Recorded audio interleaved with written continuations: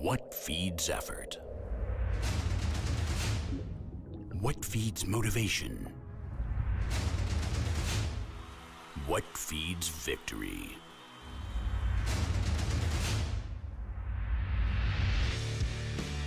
With the most advanced scientific research, with the quality of the best ingredients, protecting people's health without banned substances and with transparency. Crown Sport Nutrition, your personal best brand.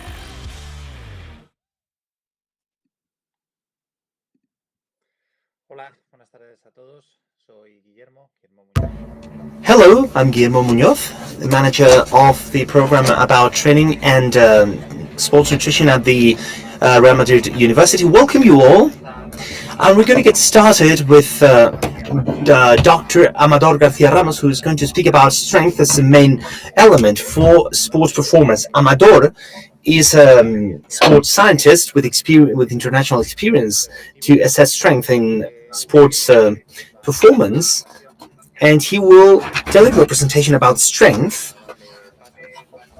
And the floor we'll give the floor to him. So Amador, the floor is all yours.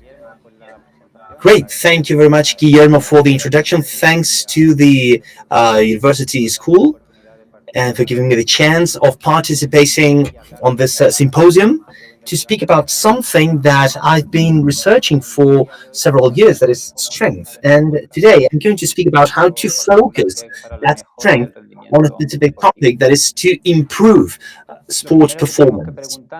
First thing we have to ask ourselves is, what's the main goal that strength training has in terms of sports training? And it's about creating big changes in speed that a resistance uses to move.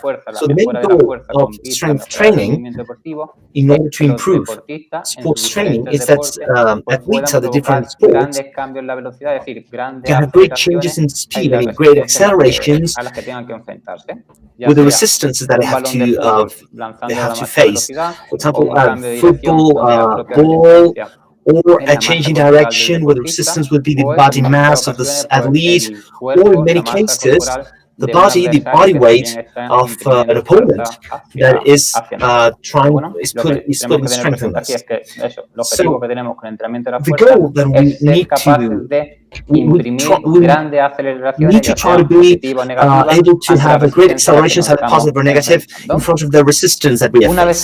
Okay? So once we know this, we need to know what speed is directly related to. And this is with the amount of strength that has been applied, that is defined by this formula that you can see here, where strength times time is equal to the amount of move that would be the mass times speed. So the fact that we can be more or less quick for a resistance is the goal that we train strength with. And this depends on the amount of strength that we are able to apply on this resistance that goes over this mass, that overcomes this mass that we are trying to overcome. So we need to be able to apply a lot of strength, and we've seen that the changes in speed will be influenced by it. We can see this here very easily. Imagine two different things where we are applying the same mechanic impulse that are 10 meters for 10 seconds. But in one case we are using 5 kilos, and in another one we are using a resistance of 10 kilograms. So this application entails a higher acceleration.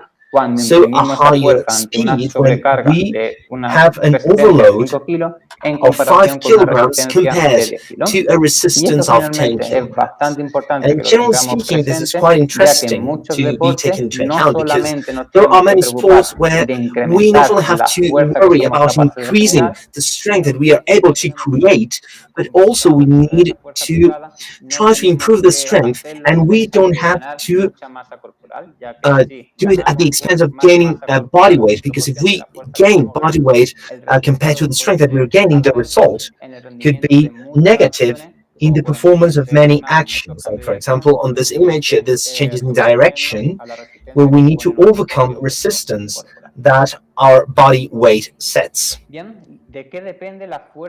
So what does strength depend on? What are the external conditions that have an influence on me, so that I can apply more or less strength to different increases that I could find on the competition? There are two. First of all, the available time to apply that strength, and second, the speed that resistance is moving at, that I'm trying to accelerate, okay? So first of all, we know that the longer time we have to apply strength, the higher the strength will be. So if we have a higher speed, our neuromuscular system will be able to create this strength because of this relationship between speed and strength. So we need to be aware of that. In many sports actions, we will have limited time to produce strength. So it matters if we're able to apply strength 1 second later, because if we have 400 milliseconds, we won't be able to apply it. And secondly, the amount of strength that I can apply depends on the speed that this move is happening at. And these two concepts, these two ideas, are quite interesting, according to what we're going to see in a minute. So, since at the same move speed, since at the same load, the move speed depends on the applied strength, we need to improve our capacity of applying strength in the minimum time possible. This is known as RFD max. Okay, so this is an important attribute for performance in many sports actions. We need to be able to increase our strength values in the steepest way possible, because as far as these actions are relatively short, I need to be able to apply all my strength potential during the time that this action lasts. So if I have this if I need more time, the fact of having this potential would be useless. And we need to be able to increase and to apply these forces with the speeds and the loads that are used on the competition. So the main goal of our training session has to be able to apply an increasing amount of strength, and with a higher rate of application at the speed and with the resistance that sports have to face, that the athletes have to face at the competition. Sorry, this is what is called useful strength, because it makes no sense to be able to apply a great strength in other conditions different to the competition ones. So our strength training needs to be focused on these two considerations: that we have a short time available to apply the strength, and we need to increase our capacity of applying strength very quickly with a very high rate. And indeed, the capacity of applying this strength depends on the speed, and we need to improve our capacity of applying strength at the speed and with the loads that we need to face at the competition. So now we're going to see some of the scientific studies that show how important the strength training is in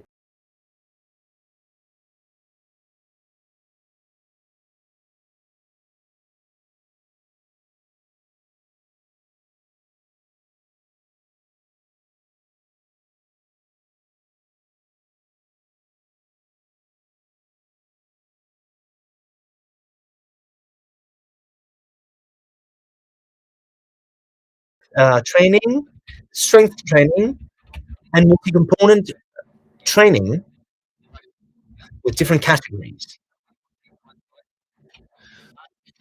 So we see that if these dots are more to the left, it means that this training session is more effective. So we can see how the strength training was most effective training to reduce this lesion rate. Even more than the multi-component and proprioceptive training session, and much more than just stretching where we had the same condition, basically. So the conclusion that they drew after analyzing the scientific evidence of all these researchers was that the strength training has to be included because it contributes to lesions prevention. It seems that it's more effective than other training sessions that have high potential to reduce this number of injuries. So if we move to proprioceptive training, there are quite a lot of scientific evidences. This is one of the best articles that tries to summarize these scientific research. It's about the relationship between the strength values and athletic performance. You can see the conclusion that basically it says that higher values of strength were related to an improvement of the ratio between time and strength. And this development strength rate that we've seen, or the maximum capacity of producing this power, that are two attributes that in our neuromuscular system are quite important towards a higher sports performance. But it's not only about that. They saw that the strongest people were able to to perform actions like jumps, sprints, changing directions with high performance. And besides, the specific sport actions for the strongest players, the strongest athletes were able to do them with high performance. So what scientific evidence tells us is that being strong allows you to have better strength and powerful development values, and this tends to be transferred to a higher performance in the sports uh, competitions, for example. So we draw the conclusion that the strength training has many benefits, both to avoid injuries and to improve the sports performance. And these are two general pieces of work that embrace many scientific studies. And now I'm going to speak about one that is related to football that we performed by ourselves, where basically what we wanted to do with this meta-analysis was the effects of different methods, strength methods, and hit actions in football. We want to answer the question of whether adding additional strength training allows us to improve the specific actions of sport at a higher level compared to having a football training session. So the first thing that we have to ask ourselves is if these hit actions are important in football performance. And what the scientific evidences and what the scientific literature tells us is that it seems to be the case. Some years ago, we saw that one of the main characteristics that discriminates top football players is their ability to perform football-specific actions at high speed. And what have we said a minute ago? The capacity that we can use to be quick and to have a high speed is the strength. So it says that it seems that in these hit actions, the strength capacity is important, not to discriminate the training, the performance, between different categories of football players. So when we analyze the games, we see that the vast majority of the goal actions, and of course that's the main goal of football, they are before they are after hit actions, for example sprints or jumps. So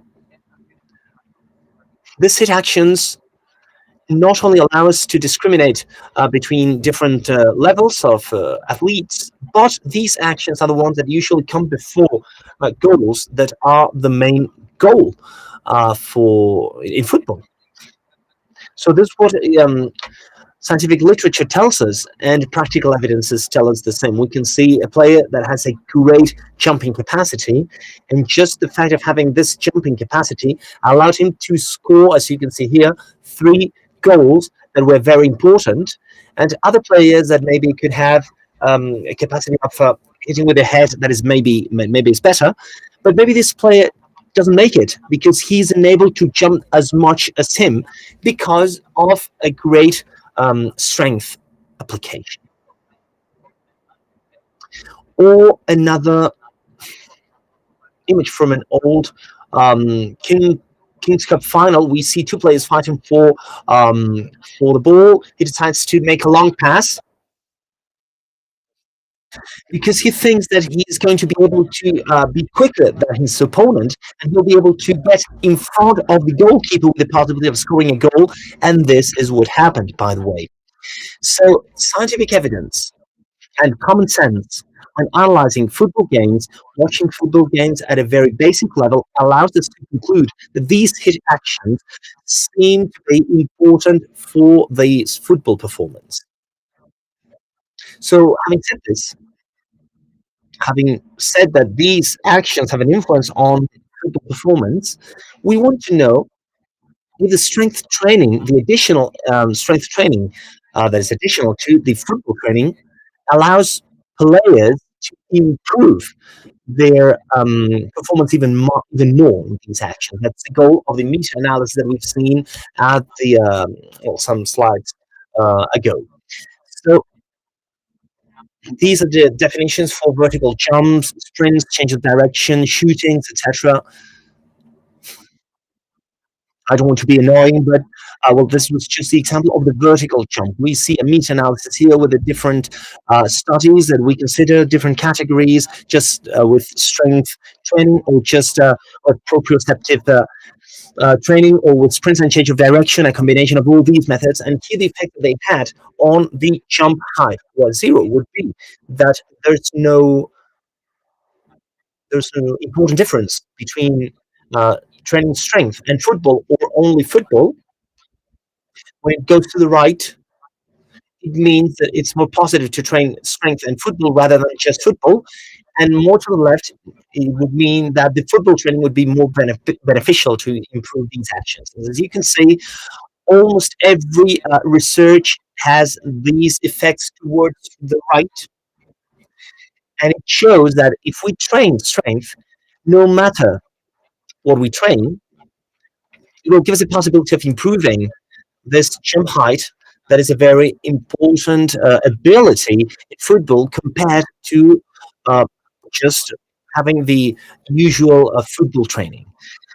So it is recommended to go through this strength training in order to increase performance in these hit actions that are so important. Sorry, when having the positive result at a game.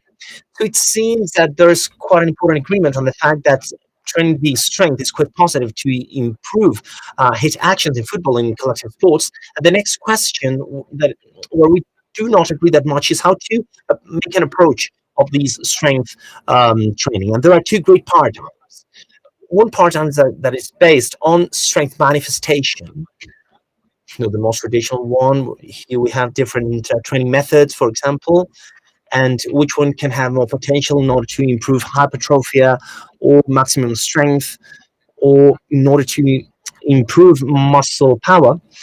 And another approach that is based on move is not, I don't want to work on maximum strength or power, etc. It's based on defining what are the moves that happen in my sport, and to work on them through approach levels. So the lowest approach levels have more general exercises, and the highest approach levels develop these tasks that are as similar as possible to what the athletes have to do when they are competing.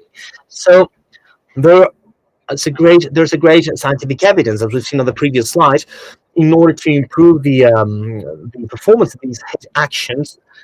Many people use this, and I'm sure that is very positive, but there's no scientific evidence, or at least not that much. And if we move towards the more traditional part of the training session, there are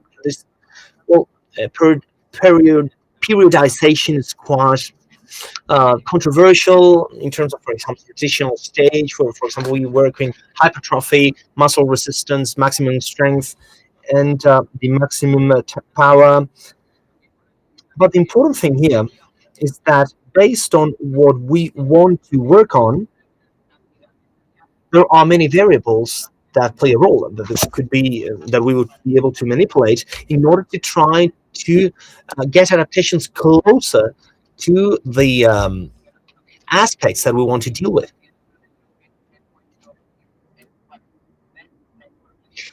And I want to say how important this factor is. That would be the intentionality in terms of execution speed. You see that both in maximum strength and maximum power, well, basically, this is how we do this at the training session. The only difference, well, we are speaking about a maximum strength stage, so we are working with high loads, and when we go to a power stage, we are working with slightly lower loads. But the other variables to set the training session are quite similar. And the important thing would be this for what we have to see right now. The intention that the athletes need to have in order to optimize both maximum strength and maximum power in case of strength development has to be moving the loads that are being lifted at maximum speed. And this is what we know, that when we are working maximum strength, what the real movement speed will be low because we are working with high loads. And the difference is that this speed will be higher when we are working with the power stages, with muscle stages, etc., where the load that we're working with is lower. And the intentionality of the concentric stage is quite important for what we are going to see in the last part of the talk, that is about things related to training based on speed. At a very general level, it's based on strength training session that uses a load in order to monitor the execution speed. And the information given by the speed that I'm using to move a load allows me to prescribe a strength training session, or to prescribe the stimuli that I want to convey to my players in a more accurate way.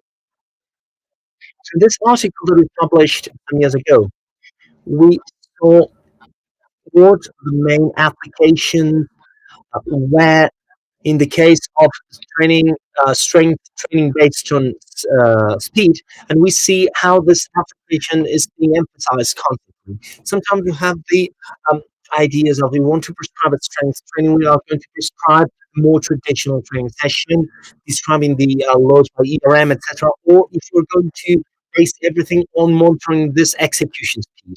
And generally speaking, we consider that that's a mistake because we don't have to pick either one or other thing.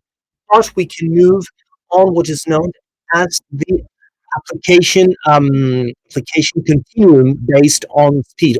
The left would be the base would be training. The left would be trainers that use this speed to describe some parts of the training session, and many of them describe it traditionally. And on the right of the graph, we would have other trainers where the vast majority of their training stimuli session and the monitoring of its effects, well, they would use this execution speed.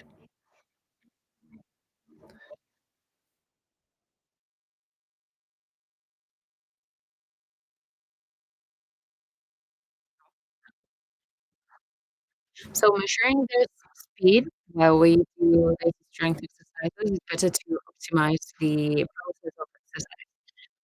So the application in a nutshell should be this four is to give feedback on time of the execution speed.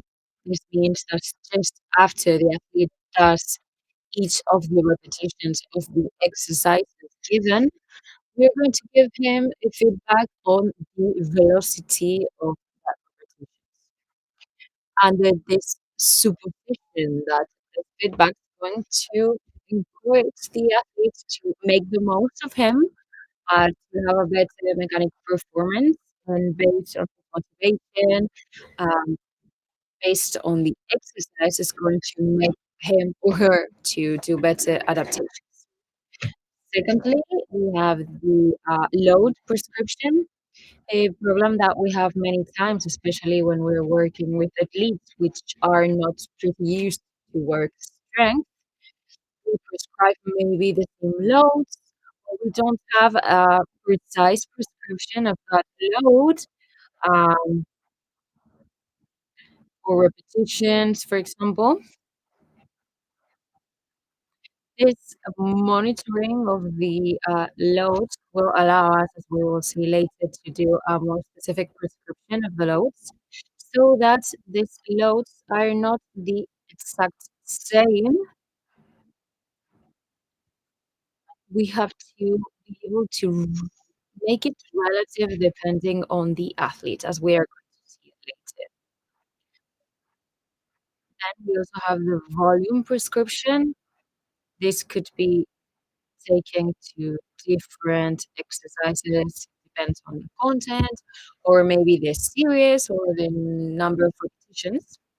So what we've studied more in the scientific literature, it's in prescribing how many repetitions I should do based on the speed loss I want to undergo in this series, and then the neuromuscle performance. So measuring this speed will allow us to have these numbers which are not invasive on how the athlete is evolving throughout the exercise.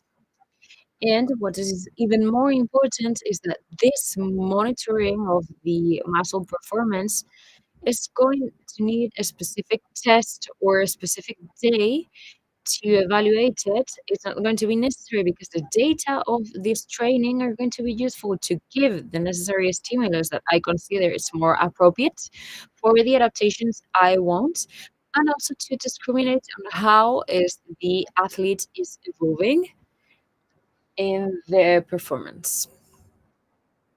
And now we are going to see some hints on these four different applications that this speed register has during these exercises to be able to prescribe in an easier way the exercises we're going to do. This is on the acute effect of giving the feedback on time. This was done by Whitley in 2020. They took four rugby players, they made them do squats, um, and they did a continuous series of 10 repetitions, and they did that under four conditions. One, in which they said to the athletes they just had to raise the bar as fast as possible, but they didn't receive any feedback about just only the speed of execution. They were just saying to them, okay, you should raise the bar and that's it. Then there were conditions in which they were giving feedback to them in the speed of each of the repetitions. Maybe they told them or they showed them via an image or numbers, and they were also giving them some stimulus of encouragement. And what they demonstrated in this study and in every study they did about this is that this feedback real time during training allows the athlete to be more motivated, to be more competitive, and to be more excited during the exercise. That's good because they are going to feel better, more motivated to do the strength exercise, and that's a very important step. And this provokes um, a better performance in the mechanical side. So you have higher speeds, for example. This means that the mechanic performance was higher when they were given feedback instead of just compared to when they were not given feedback. So what we've seen also is that this increase of the mechanic performance in one session after session after session at the end entails better adaptations in specific actions, like for example in sprints or jumps or on other sports. So it's a very easy application and very powerful application of this monitoring speed. So it's not only about giving numbers on the speed or velocity, but telling them on time and on the site, the feedback makes them have a better performance. And that's in the future is translated in better adaptations in training. Secondly, when it comes to load prescription in many sports where the athletes don't do repetition tests, for example, sometimes the loads are prescribed without any thought, just the things we think it will be good. So this measuring, this VBT, will give us a non-invasive solution towards this. And it's based on this linear relation between the execution velocity and the load that we are moving. So when we increase the load we're moving, the velocity drops, and it drops in a linear way. So this in a very easy way with, for example, an Excel spreadsheet. If you want it, you can ask for me and I will share it with you. You just have to monitor the velocity with different loads, maximum loads. Here you can see an example like 20, 40, 60, and 80 kilograms. What was the speed or velocity that was reached in each of them? All of them are maximum loads, as I said before, until 85% of maximum repetitions. And here I indicate what's the minimum threshold of velocity, which is what would be the velocity. So sometimes it's difficult to decide which numbers write down there. So what we know is that registering the velocity with different maximum loads, with two loads, for example, would be enough because this relation is very linear, and imitating here the velocity in an automatic way, I receive what it is the maximum speed of the athlete. So I know what to recommend this athlete, what load to work at, what's their velocity. So it makes it easier than just evaluating this in a direct way, because many people are not used to work with this resistance. So thirdly, we've mentioned the prescription of volume. So the monitoring of this velocity of execution will give us objective information. One of them is the one we've studied more, which is to know how many repetitions should we do by series. So if when we reach this fatigue, the athlete reaches this fatigue,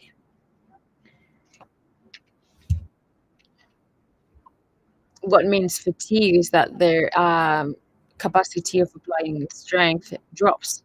And we also know that velocity is directly related to the quantity of strength that overcomes the endurance. So in this case, we would have the 100% of maximum strength, and as the athlete starts doing repetitions, they start feeling fatigue, so their capacity of creating strength drops, and that can be observed through a drop in the speed of execution. So this could be very interesting because as a trainer, I don't have to prescribe a fixed number of repetitions for this person, but depending on the capacity to resist that fatigue, I mean, what's the endurance they have to do repetitions without their capacity of strength dropping a lot, I could prescribe more or less number of repetitions. And these are some of the methods that we use. Of course, we don't have time enough to talk about all of them, but for example, the threshold of velocity in which I said to my athlete, for example, repetition 1 is going to be as fast as they can. So if I want to make it, for example, more faster without less fatigue, I need to adjust a little bit the numbers. So the following would be the threshold of speed loss. In this case, considering the faster repetition of the series for my athlete, when he has or she has lost a 10 or 20% of speed or a 30% of speed, depending on the degree of fatigue I want them to suffer, maybe because I want more fatigue, because I want them more working more to hypertrophia or hypertrophy. And if I want to direct more the to have a better RFD, I will prescribe less velocity speed loss in the series. And this is a little bit more new, and this consists that in different loads determine the relation between the faster speed of the series and the number of repetitions they can do until they get exhausted. So at the end, you have this individual equation, like the one we saw before, that in real life, this means that with this Excel spreadsheet, my athlete does a repetition and they do 0.67 per second. So I get that if they started the series at 0.67, my athlete's going to be able to do 6, 8, or 12 repetition, depending on the equation we have determined to each of our athletes. This is interesting because we can prescribe strength trainings based on effort or endurance. Like, I know you can do 9 repetitions with this load. Well, I want you to do 11. So you're going to do 2 more, or maybe I want you to do less repetitions and you only do 4, depending on what you want. So what I know is that I know in a more specific way what's the stimulus here, because I know with which load they can do what number of repetitions, because I can determine specifically how many repetitions can the athlete do. So I can have a better quantification of the training stimulus.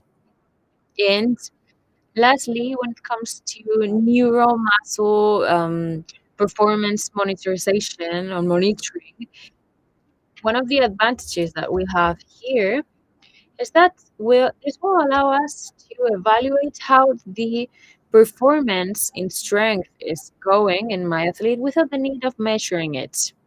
If they usually train with 60 kilograms and they have this speed, maybe in 2 weeks they have better times, I know that their performance is being better and it's increasing. So depending on the speed at the same load, this is going to be a good way to measure and train and evaluate the effects of training at the same time.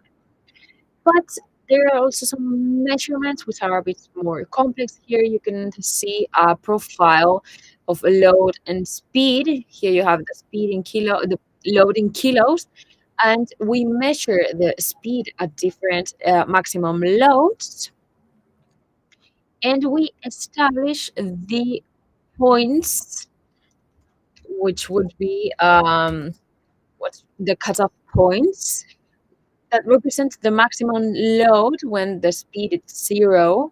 This is the indicator of what's the capacity of creating a maximum force or high force at low speed of movement. And in the other part of the line,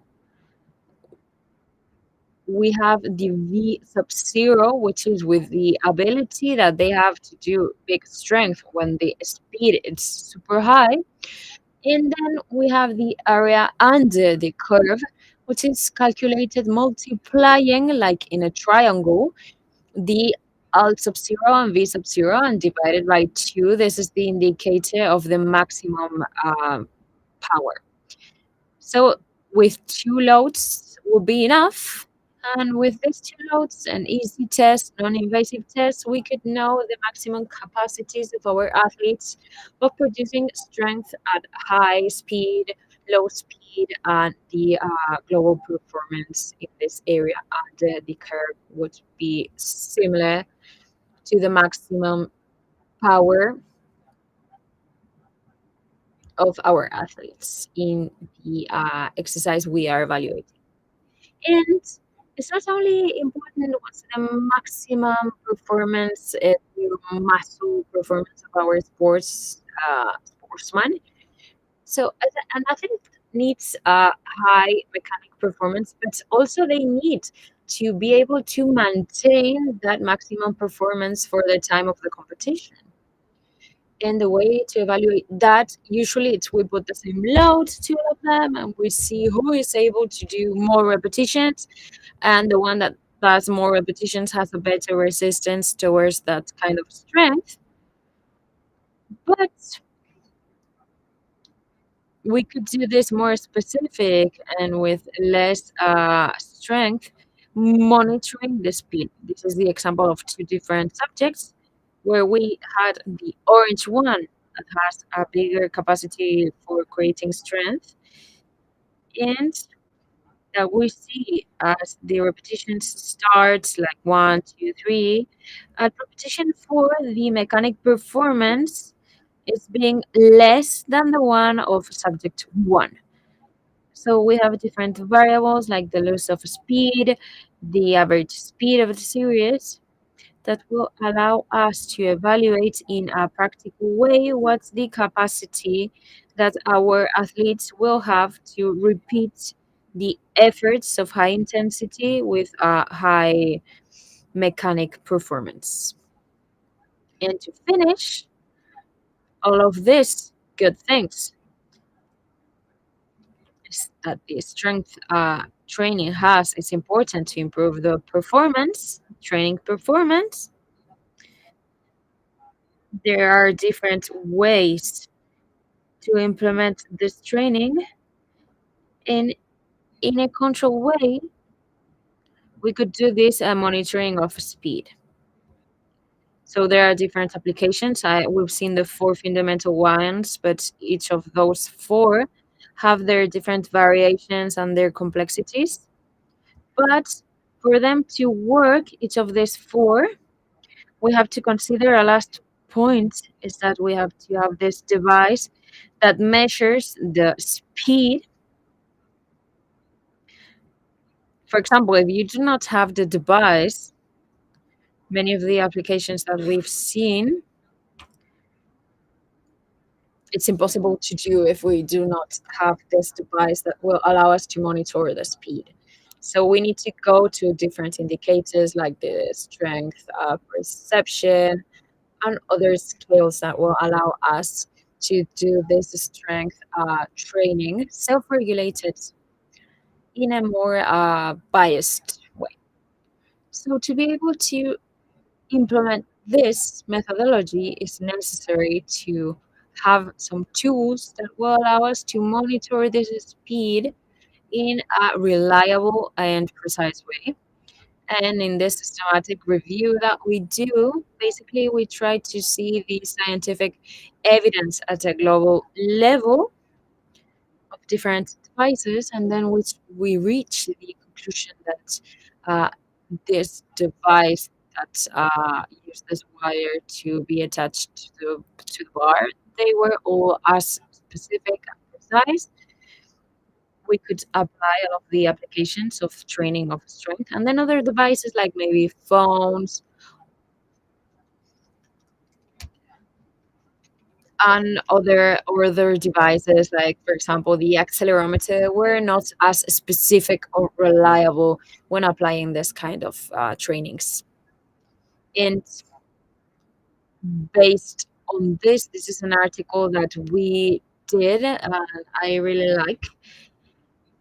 Basically, because this is not the typical study to see the viability, but each device to predict the monitoring the maximum load. So we measured 7 different devices. That these are the first ones that gave us like more or less similar results.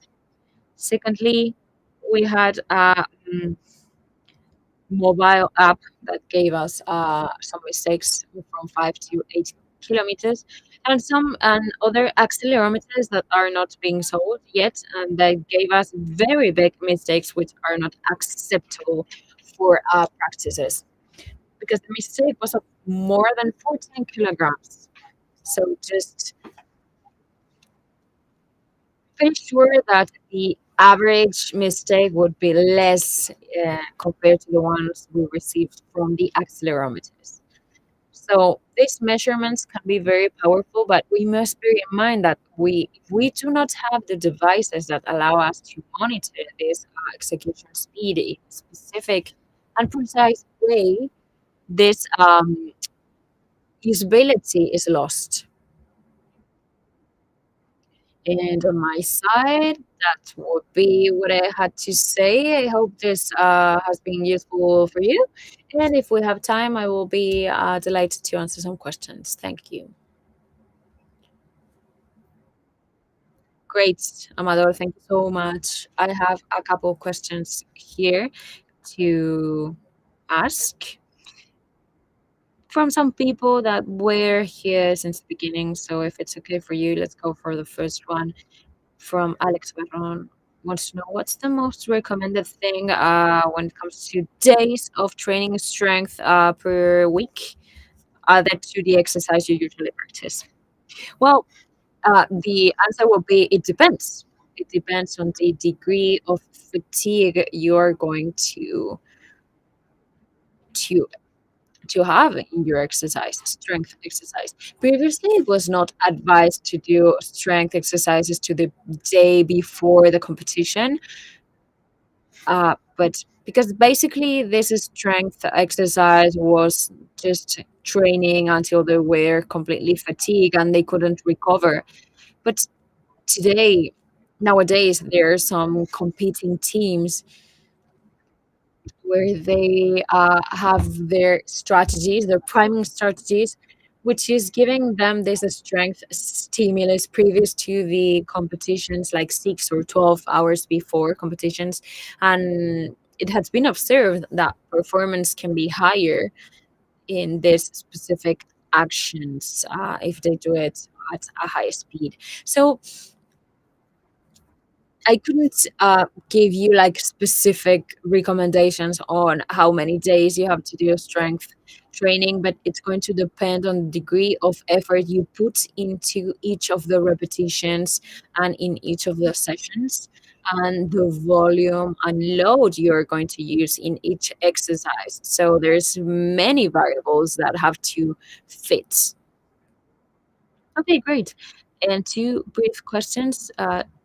Because it's from the same person, Pablo Sanchez. So maybe uh, it's if you can define in a short way the concept of neural muscle performance, and he also wants to know if it wouldn't be like counterproducing to train strength in at a high speed. Well, the neural muscle performance is that the external showings of strength, it does not only depend on the capacity of the muscle to work, but also the nervous system to activate these muscles so that they end up producing strength. So this concept will be a combined thing between the external signals that you see and also the nervous system and our muscles intervening and working together.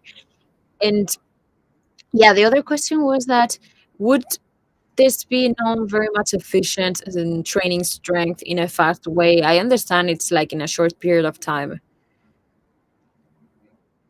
Well, I I understand strength is something we need to train throughout every season or life cycle as athletes with different intensities and volume and priorities and etc. It's important, that should be highlighted, but strength is something that I consider fundamental to work in a long period of time. I mean, always. Great, Amador. Those were the questions. Thank you so much for being here with us. Thank you for your invitation. Great. So now for the following presentation, we have another speaker, which is going to link a little bit what Amador was speaking about. And what we're going to see, it's in a couple minutes, we are going to be with Carlos Abraham Herrera, and we're going to see the energy. Sorry, I made a mistake.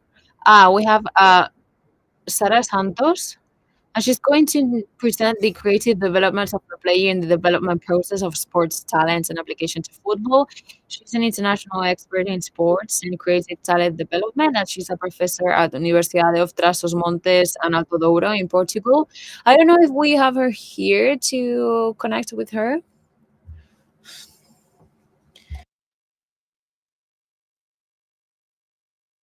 Yeah, okay, so she's here. Now we're going to a brief pause of a couple minutes, and we will get started with the following speaker.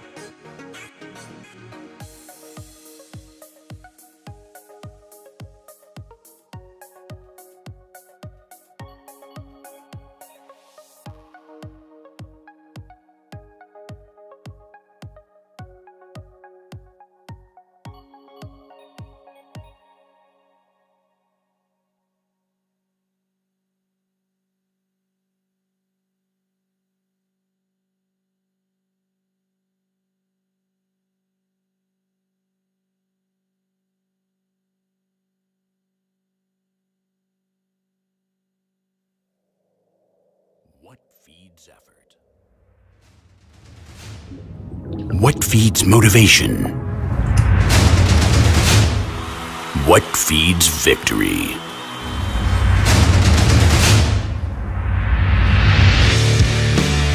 With the most advanced scientific research, with the quality of the best ingredients, protecting people's health without banned substances and with transparency. Crown Sport Nutrition, your personal best brand.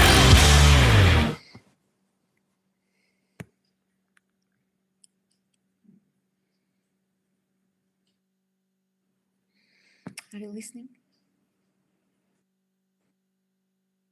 Okay, thank you.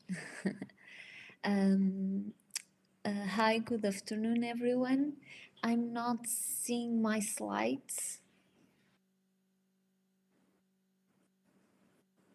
Okay, perfect now. It will be difficult without them. Okay. Once again, hi, good afternoon to everyone. Thank you for having me. I'm Sara Santos, a researcher from Cideste, and I'm teaching at University of Trás-os-Montes and Alto, Douro, both located in Portugal. And before to start, I would like to express my gratitude for being here in this amazing international symposium and share my research and knowledge with you all. Indeed, my mission for today is inspire you to change your environments to teach or to coach for creativity. Okay, next.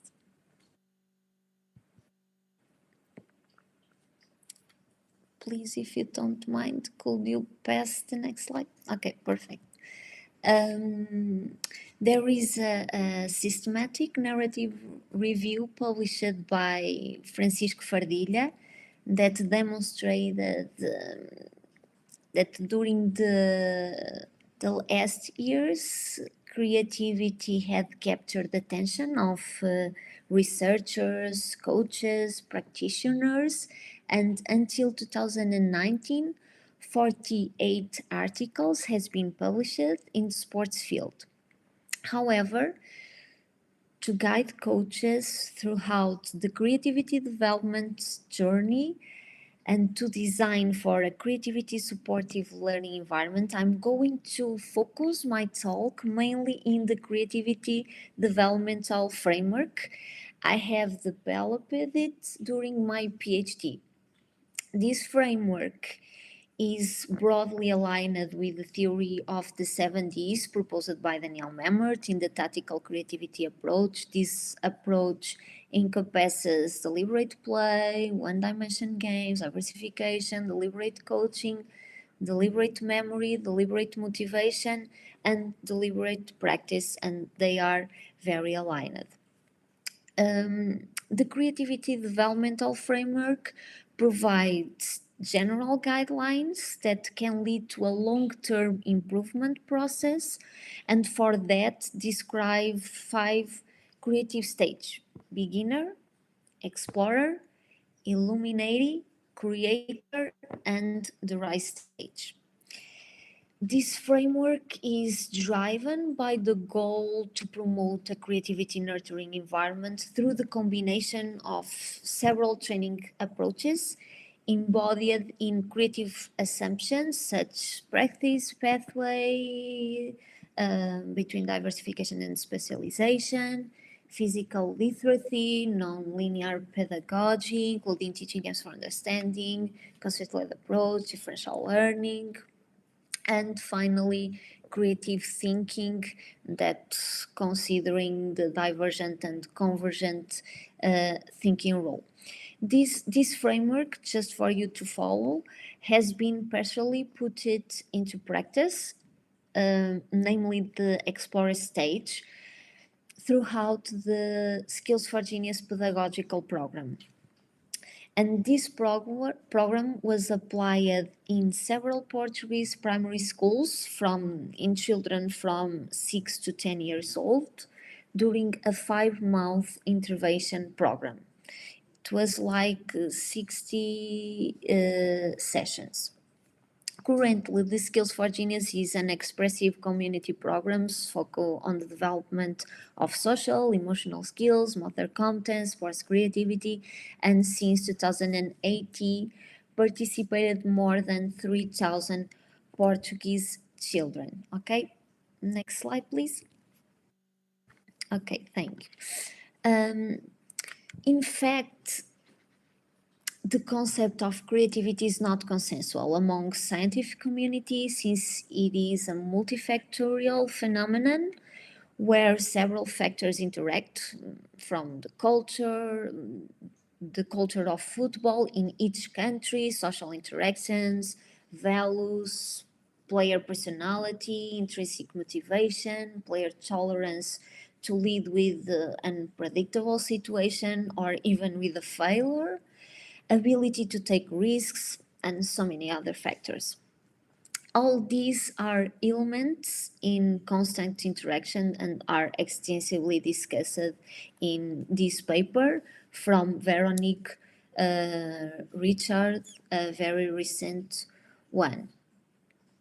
However, in sports, creativity has been commonly described as a search process of generating several solutions to solve a game or a training problem in appropriate, unpredictable, innovative, and authentic way under, of course, specific environmental conditions.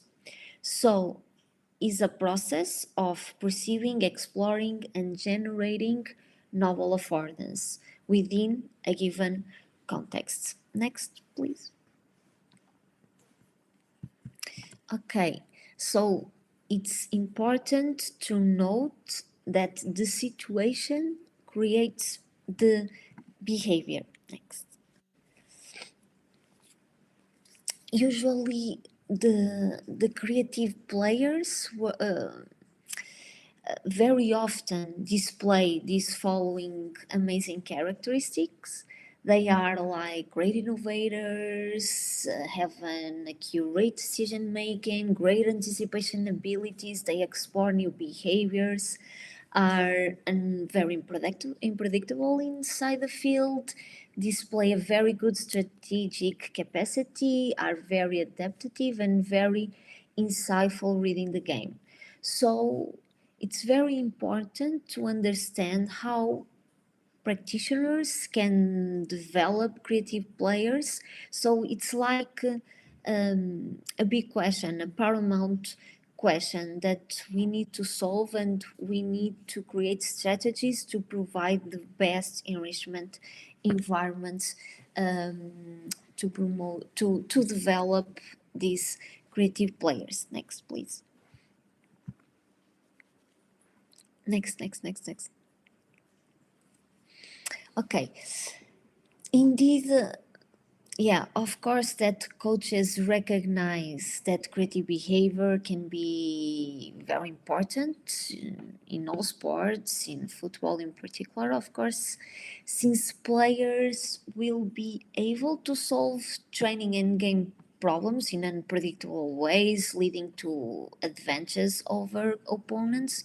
However, there is a scarce research on how coaches conceptualize creativity, and this is particularly relevant since they play a central role in the design of training activities and to provide an enrichment environment to creativity thrive.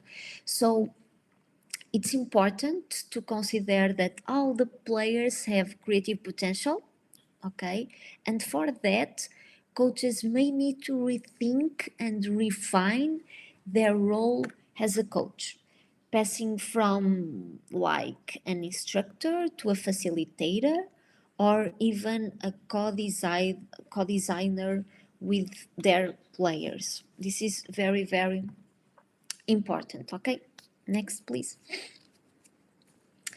In the Ludwig Rasmussen study, which highlight the potential and obstacles for design towards creativity, some Potentials are related with support autonomy and ownership, revitalize curiosity, playful atmosphere, facilitate rare interactions, and so many others.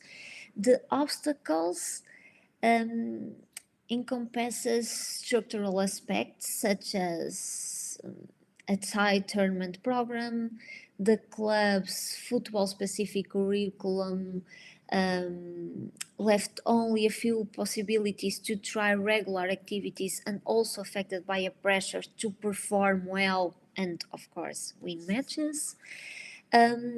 Potential obstacles like these should be remembered by football clubs, academies, and they should consider implementing evidence-based approaches to nurture creativity, because at the end, these creative activities could be beneficial for the players in a long-term perspective. Next.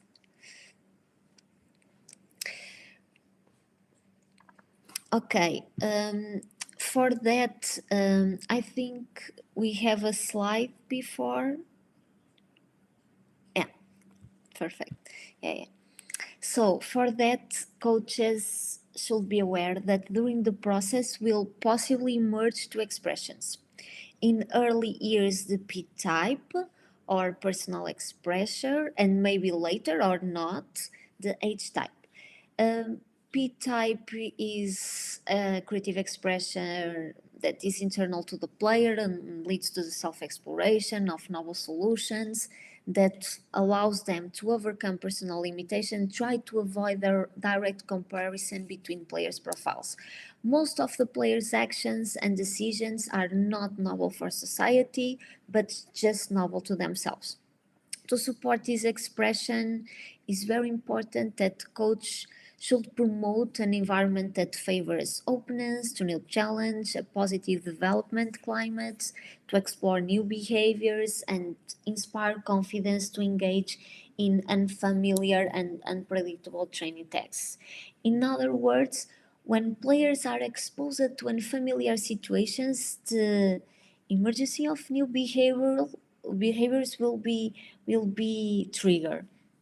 Instead, the H-type expression is recognized as a behavior novel by society, since no player or team has ever executed before, and it's commonly related to a high level of expertise. Of course, not all the players will attain this expression, but at least as a coach, I should provide the same practical conditions for all. Okay. Next, please.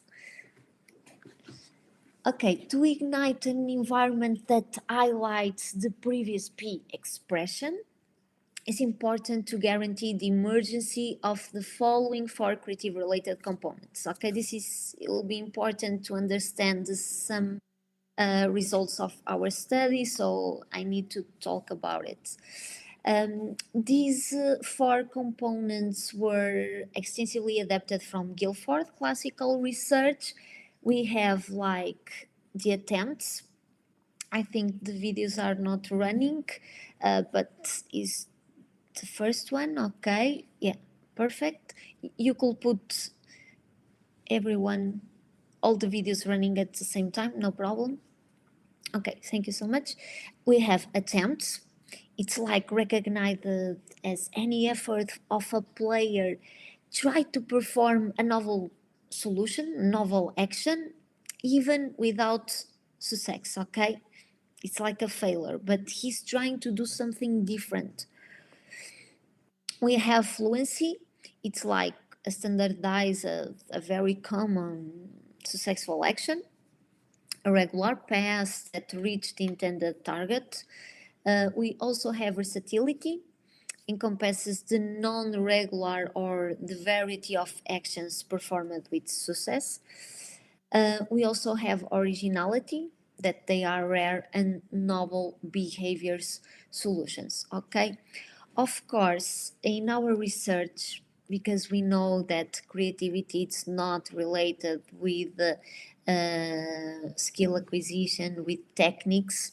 We also use a lot, and to better inform these components, we incorporate positional variables collected through GPS, of course, to complement the information gathered. In terms of forming a creative environment, it's not enough to invent and apply new tasks constraints. The coach should also encourage creativity components, for example, by explicitly articulating that fails and less functional actions are inevitable and important in the process. Okay, we should allow and make room for mistakes and for the failure. Okay, next, to encourage these four components, it's very important that players be exposed to different stimulus at the earlier stages. In this line of reasoning, we have two studies, one from Memmert, which found that football, handball, basketball, field hockey players selected by their coaches as being the most creative spent more time in both structured and unstructured play activities compared with their less creative counterparts. On the other hand, we have a more recent paper from Rock and Ford, and also demonstrated that highly creative football players accumulated more time in free play and structured football specific activities. So coaches should be aware that an exclusive focus on early specialization can be detrimental for creativity, since stress a rigid skill-based approach. Okay, it will be a continuum from diversification, but of course the specialization is also necessary. Okay, I bring some examples from Portugal. We have some top clubs like Benfica that they are adopting a more multidisciplinary environment during the early years, incorporating dance, physical literacy, practice of other sports, also provide some street sports experience into the development process. Okay, and clubs, they are also intended to bring some characteristics of free play, because this is very important for creativity, by providing, for example, different environments with the like pitches with different configurations, different floor types, shapes, tournament in different places, and try to change a little bit the competition. This is a documentary from Benfica. It's very interesting and provides some strategies that are aligned with these assumptions. In this regard, next slide, please. In this regard, we have some research that demonstrated the benefits of incorporate additional variability in small-sided game situations. In the first study, it was implemented a 5-month training program, 3 times per week, each session with 30 minutes in under 13 and under 15 football players. Basically, one group participated in the intervention with extra variability, and the other group on regular small-sided games with more functional variability. Okay. The second study, the conditions were pretty similar, but the training program was shorter, only 3 months. It was applied in under 15 and under 17 football attackers players. Okay. Both studies incorporated task and individual constraints. So sorry, if you don't mind just to put the video running, just for see some examples where I'm mentioned. Yeah, perfect. Thank you so much. Such as, for example, as you can see, players are performed on pitches with different shapes, surface, angles, with obstacles, with also varying the ball type, weight, size, shape, and number, playing with distinct body restriction, such as visual occlusion, for example, or both hands on the chest, varying the type of goal, and the number of players during his situation. I will show you some videos just to see some activities that we present to our intervention group. Next. Okay. Next. Yeah. Okay. Yeah, please. You can put all the videos running at the same time, please. It's just simple examples, just for you to understand what are the conditions that we implement on these programs. Okay. Here we have like a round on different surfaces with an inclined area. We have playing with some restrictions. They are playing together. Next, please.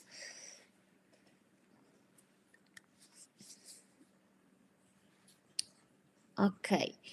Here they for example, we have like they are playing 4 teams at the same time. Okay.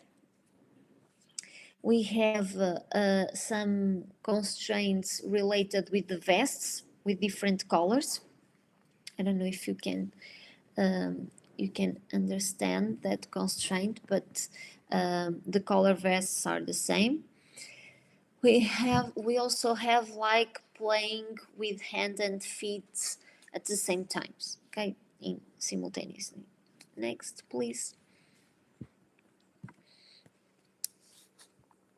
Okay, body restrictions, as I told you before, 1 against 1 in a circular field with different targets, round with hand and foot, and we also use a lot of different type of balls. Okay. Next. Come back to the results and considering the creative components, both demonstrated in both studies, okay, demonstrated a higher increase of the versatility and also the originality of the actions.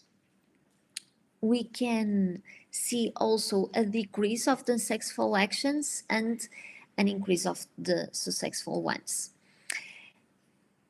We can observe also greater impact at younger ages.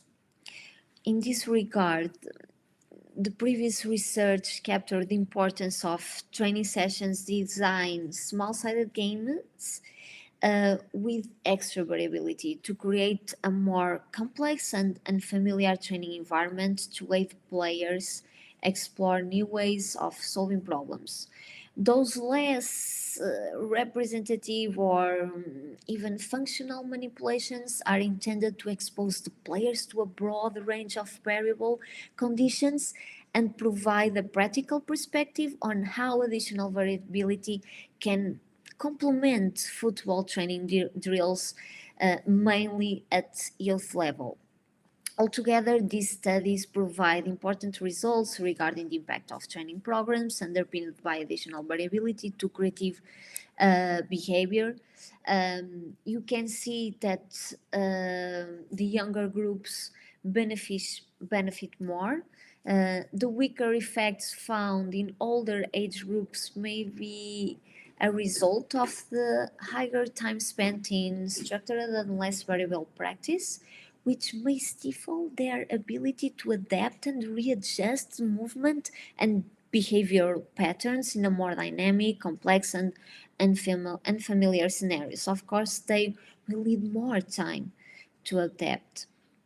So, exposing players to a broad range of configurations can not only amplify their creative thinking and adaptive motor repertoire, but it could also contribute to their individual and personal developmental plan. Whereas the previous boundary conditions disrupt what is usually appropriate and amplify players' performance. Okay? Next, please. So here we have some constraints that we already studied in creativity research field. So variability could be introduced by using constraints that form boundary conditions and allow players to search for new behaviors. For a better understanding, this picture gather several constraints which when we manipulate them we can emphasize different creative components. Therefore, it will be worthwhile for coaches and key stakeholders to better understand the conditions that trigger or refrain creative behavior according to players' age or even experience. And here we have some examples of study constraints like number of players, goal location, type of ball, and others that we are searching for their changings in behavior. Okay, under these components, some researchers have started to address how different game-based rules affects the player's creative predisposition. For example, according to Coutinho research, playing with limited touches, 1 or 2 touches per ball possession, can foster the player's ability to perform fluent actions. However, it refrains them to explore and performing novel movement patterns like attempts or versatility. These results do not mean that coaches should not restrain touches, as it favors one of the creative components, fluency. However, it may limit the development of other relevant creative components. Okay, for example, Torrance, Carlotta explored how different number of players affect versatile actions. They use different unbalanced scenarios between the confronting teams, like 3 against 4, 5 against 4, 7 against 4. And the result suggests that players adopt more predictable and fewer varied actions when they face less demanding scenarios. When instead they appear to explore different technical and tactical actions when facing more challenging scenarios like 3 against 4, for example. More recently, I have studied how varying the number of creative opponents affects youth players' performance during football small-sided games. Next, please. So I published this paper, and in the first phase, it was measured the creative potential of several under 11 football players, considering these creative components. Secondly, they were ranked according to their creative potential. We create a team that was kept constant across all data collection with 4 players with an intermediate creative potential. So we have 4 with an intermediate potential. And then this team play against one team with 3 intermediate and 1 creative, 2 intermediate and 2 creative, and I think 3 creative, 2 creative and 2 intermediate, then 3 creative and 1 intermediate, and at least 4 creative. They are facing a team with all the players, in which all the players have a great creative potential. The results showed that playing moderate and high demanding scenarios prompt the emergence of new behaviors, like the versatile, sorry, you can see very well because of the slide, but okay, but no problem. In demanding scenarios, we promote the versatile actions instead of playing in high demanding scenarios. A high demanding scenario, it was like playing against the 4C, the 4 creative players. This scenario seems to refrain or even overwhelm all the creative components. Okay, yeah, definitely it was too much. So we need these demanding scenarios, as the previous study from Carlota showed. So basically, the main findings from this study suggest that an appropriate level of difficulty is necessary to trigger players' exploratory behavior, to innovate their behaviors, and it seems vital to expose players to a varied and dynamic context that challenge them to think and behave beyond the typical. Okay, and it seems that constraints can form boundaries around the exploration of certain action possibilities while allowing the emergence of other exploration possibilities. Okay, so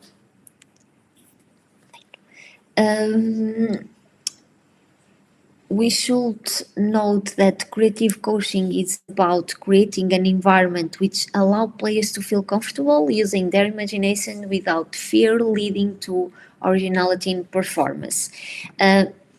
With this sentence, I would like to introduce you the Skills for Genius program.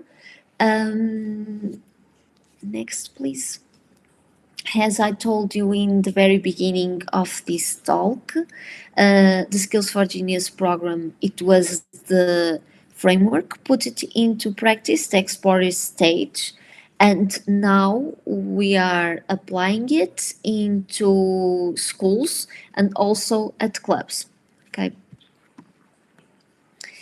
The main goal of the Skills for Genius program is to promote social and emotional skills such as adaptability, solving problems, creative thinking, as well as other type of skills like motor creativity, next slide please, physical fitness and motor competence. Okay, this is our main goals. I developed the Skills for Genius program at the very beginning to the schools, from 6 to 10 years old children, and this program was also founded and supported by the Carlos Gulbenkian Foundation, with some collaborations with OECD. The sessions are implemented at least twice a week, each with a duration of 60 minutes, and beyond Creative Education Foundation and Carlos Gulbenkian Foundation, the Skills for Genius program was also awarded by Creative Education Foundation, located in USA, Portuguese Olympic Committee, and others. Okay, this is a pedagogical program, but I'm present you some strategies because you can adapt to your context. Okay, at the clubs, for example, now we are implementing this program in a football club. So I would like to invite you to join me in this journey throughout the Skills for Genius assumptions and to think how adapt this to your practice. Okay. So, very quickly, the Skills for Genius program encompasses 3 phases. The first one is like an energizer, the main part, the second phase, and we also have a home extension. Of course, this last one, the home extension, usually we did only one time per month, okay, not in every sessions. Sorry, I forget the videos, but no problem. Next, please. Next. Okay. So, as I told you, the first part, it's like an energizer. You can see this slide because have a lot of animation, and this is presented only in the final part. So in this slide, I will show you only the form, the triangle, and I will ask you to draw or to think in something else to transform this triangle. Okay, this is the first part of this activity, but just for you to understand, this is one of the activities that we promote in our booklet. Just for you to follow, at the beginning of each session, we have like a booklet of activities. They need to draw, they need to paint, they need to build materials, they need to have like activities related with priming, storytelling. Okay, and this is an example of one of them. Here, this booklet is supported in the creative education, in the international future problem solving methodology. Okay, and they have like 5-10 minutes to do these activities. At clubs, we not use this booklet. Okay, it's just for you to understand the big picture of the program. Next, please. And I think we will have a video. Perfect. If you could put just for you to see an example of the activities. It was not possible, but in the last slide, I will challenge you to do this exercise. Some of them are very difficult because they are related with divergent thinking. Try to have a lot of abstraction of thought, and for example, to build something related with that. In the video, we have a child doing the challenge and explain the challenge and create a whole story for her draw. Okay, it was a very interesting one. Okay, next please. In these booklets, in this first stage, we also have building materials. This is the part that the children most like. Okay, they really enjoy this type of activities. Of course, we build these materials in 10 minutes. Okay, very simple ones, of course, as you can see in the pictures. For example, we create like balls, rackets, hoops, this stick from hockey, and this is very important also to promote the social and emotional skills. Okay, we have also activities related with storytelling. Okay, next. For example, now we can, okay, storytelling here, also activities related to create like an history. This is very important for creativity, for their imaginations. Okay, next please. Regarding football, I will try to provide some examples for both environments. Okay, here we have some videos. If you put running, if not, no problem, we can just see the pictures. And this is a form to put like divergent thinking and divergent movements. Try to do in different ways. Try to put the ball into different targets. Try to score in different ways. Okay, this is some examples. Please, we can. Okay. Here we have this slide. We don't have the animations, but I will try to explain everything. This slide represents the second phase of the program, the main part. The Skills for Genius program encompasses a set of 3 constructivist models: teaching games for understanding, sport education models, student design games. Okay, and for example, the sport education model is designed to provide authentic sports experience and develop competent, literate, and enthusiastic children. We also have student design games in which children need to create their own activities, exercise constraints. We also have additional strategies, okay, such as priming, storytelling. As I told you before, we work a lot with Lego series play methodology. We incorporate a lot of variability by means of differential learning. We use a lot of small-sided games. Sometimes they need to play with foot and hand at the same time. So we use this type of teaching models to foster and guarantee the emergence of the creative behaviors. Okay. Next, please. I know that I don't have so much time, so I will try to explain quickly. Okay. If you don't mind, just to put this video, please. Here an example of a Skills for Genius session. They are building, or they are deciding which will be the coach, the assistant coach, the referee, for example.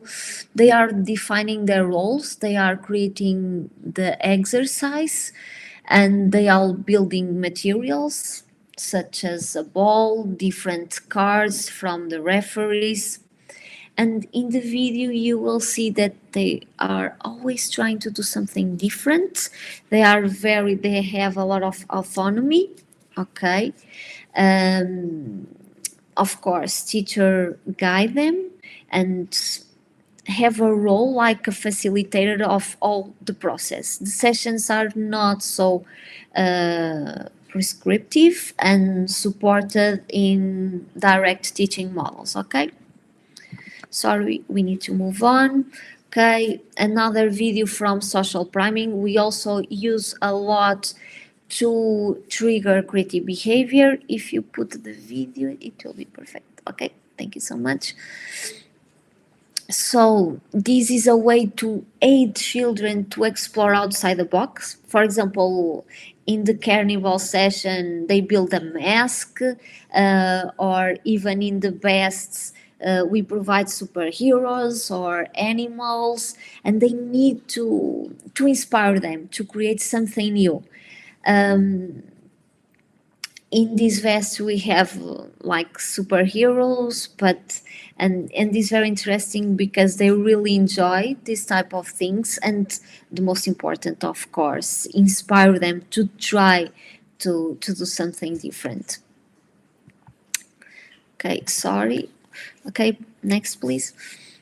Okay, some examples in football. Okay, the priming is completely different. For example, we show videos.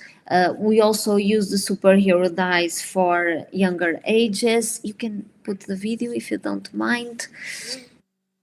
Of course, for example, in the dice or cube, we can replace the superheroes for the senior players. Okay, from the team, we can do that. Okay, next, these videos are from the student design games, the videos that have Skills for Genius Academy. If you put, please. Okay.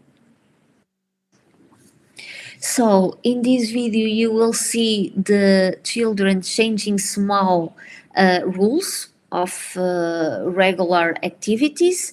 And in the other video that is not showing at the moment, they are doing the activities. They are create new activities. I provide them like a rope, a arc, a triangular ball, and they need to create an activity. Okay, this superpower dice is very interesting because this is a way to create constraints. For example, they define that this superhero is connected to a constraint, and for example, with the Ant-Man or with the Flash, they are playing super faster, for example, and they create these constraints, and this is very interesting to assist. Next one here. In this slide, we also use the Lego series play methodology with small bricks and with the bigger bricks to develop social and emotional skills, and of course the motor part. We have two videos just for you to follow the school part and the sports and clubs part. In these videos, okay, thank you. For example, we have a game, and since they score, they will receive more bricks, and they can put and they can reconstruct the field or put obstacles into the field. In the upper video, we have a different field building with Lego bricks. Okay, perfect. Just for you to have a visual idea. Okay, next slide, please. Okay, we have great results with this program regarding creative thinking. We use the TTCT, test of creative thinking. Sports creativity, we use the components. They develop all the components, mainly the attempts and versatility, okay, and also physical fitness, or we also have very interesting results. In this, next please, in this we also have a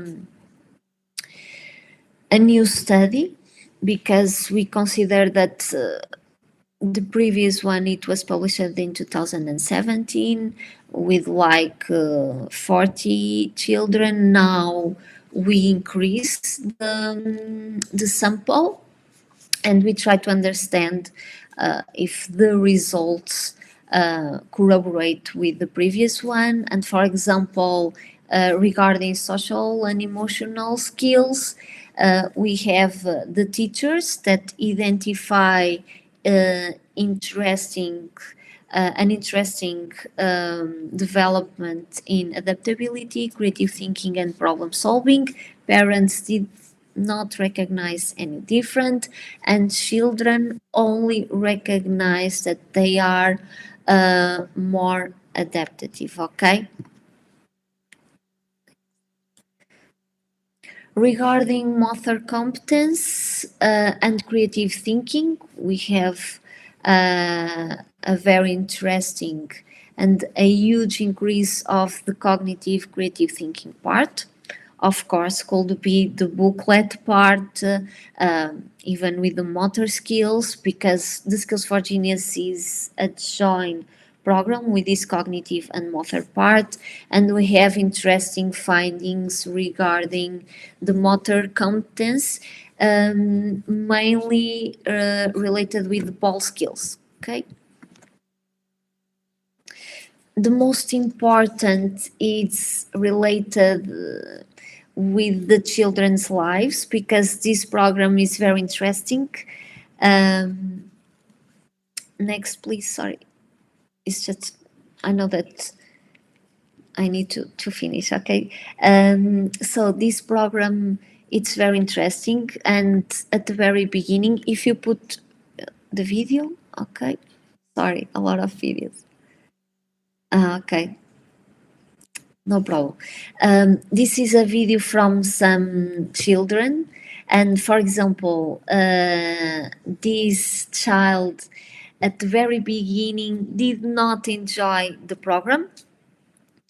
There is a lot of resistance because this child is very shy and did not like to expose and to have some autonomy. And of course, when we put these programs into practice, we need to recognize and we need to be aware that, okay, some child or for some children, it will be difficult to adapt to this environment. But by the end, the André, it's the name of the child, it's really enjoy, and he's always exploring new behavior and recognize, for example, the transference of knowledge between the physical education part from the other subjects. Okay, just for finish, I would like to emphasize the Ludwig Rasmussen research, because the Skills for Genius program, of course, it's very well established at school. We are starting to adapt to the clubs. Okay, we already did it in the last season, but I would like to emphasize these pedagogical principles adopted by Rasmussen, and they are very specific to football. Ludwig Rasmussen also developed the Creative Soccer platform, which covers 4 pedagogical principles: task focus, parallel thinking, horizontal thinking, and no experience at judgment. Intended to reduce the impact of range of professional, cultural, and social aspects that limit creativity in the specific football context. These principles may be applied to create new and modify existing football tasks. Okay. In the more recent study, the Ludwig Rasmussen offers or highlight these 6 principles: play with quantity, plan and break, improvise scenarios, instant problems, and visualization, and secret missions that we can use in our practice in the exercise that we design.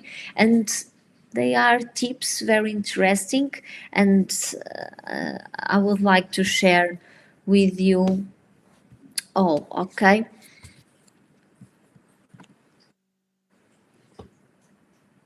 Next.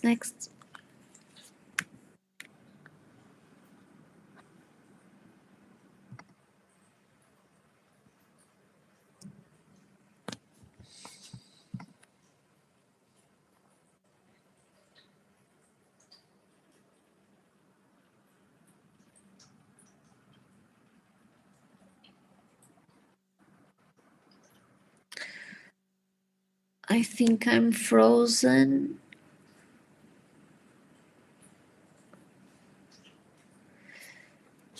Are you listening?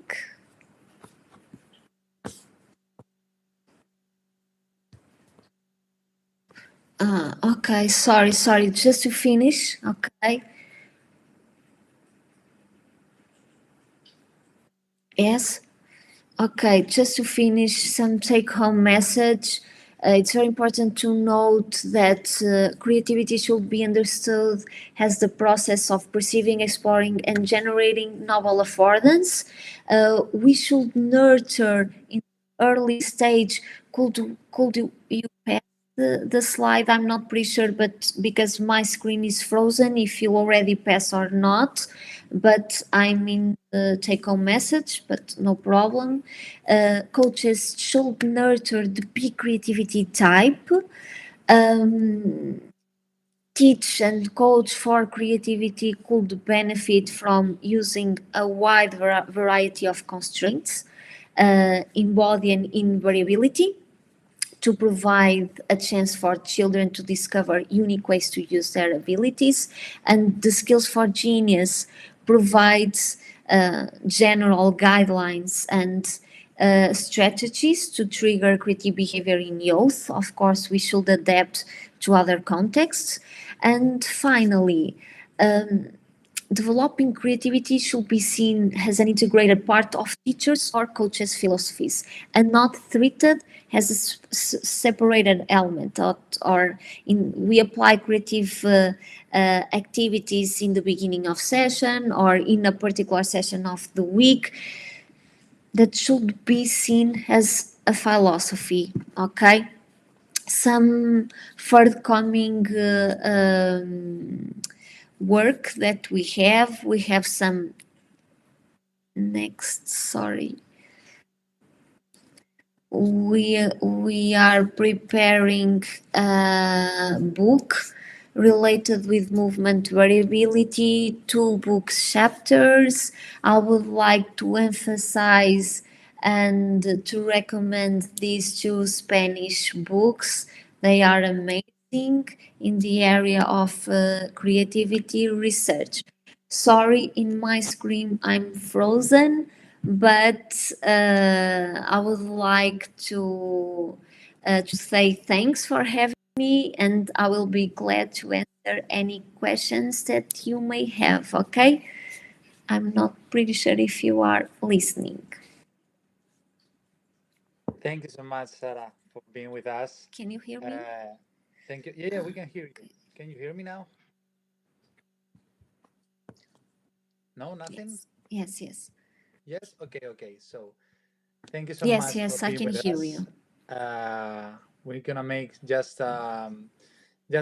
just finished the presentation and we're going to stop just a few minutes and that's it. So thank you so much, Sara. Thank you.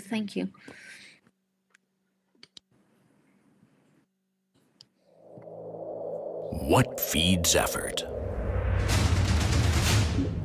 Vale. What feeds motivation? What feeds victory?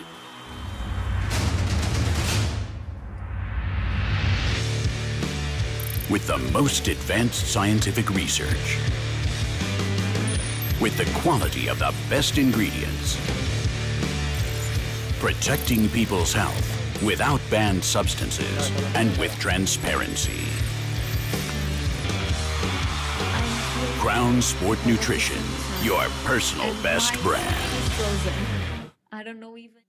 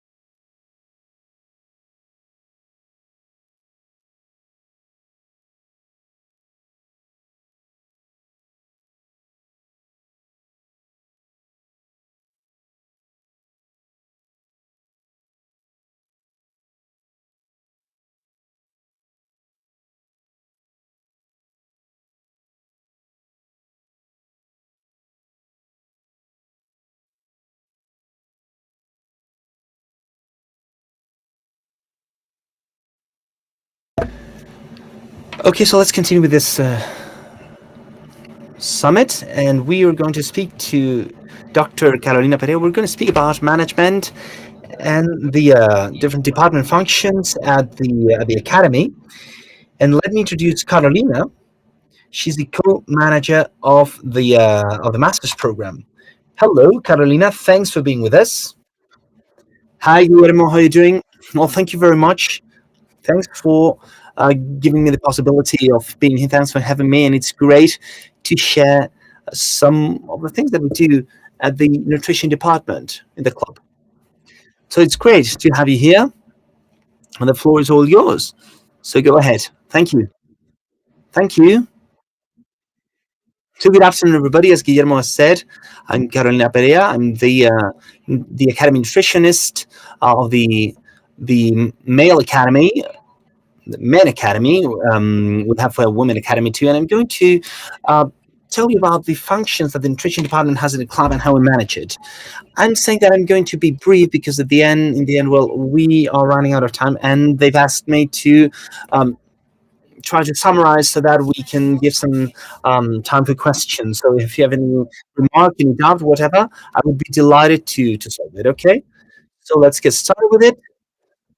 In order to structure it some way, I have this index. We'll get started with the nutrition department structure in the club. We'll continue with the goals that sports nutrition has, so that through these goals to see the functions that are going to be developed.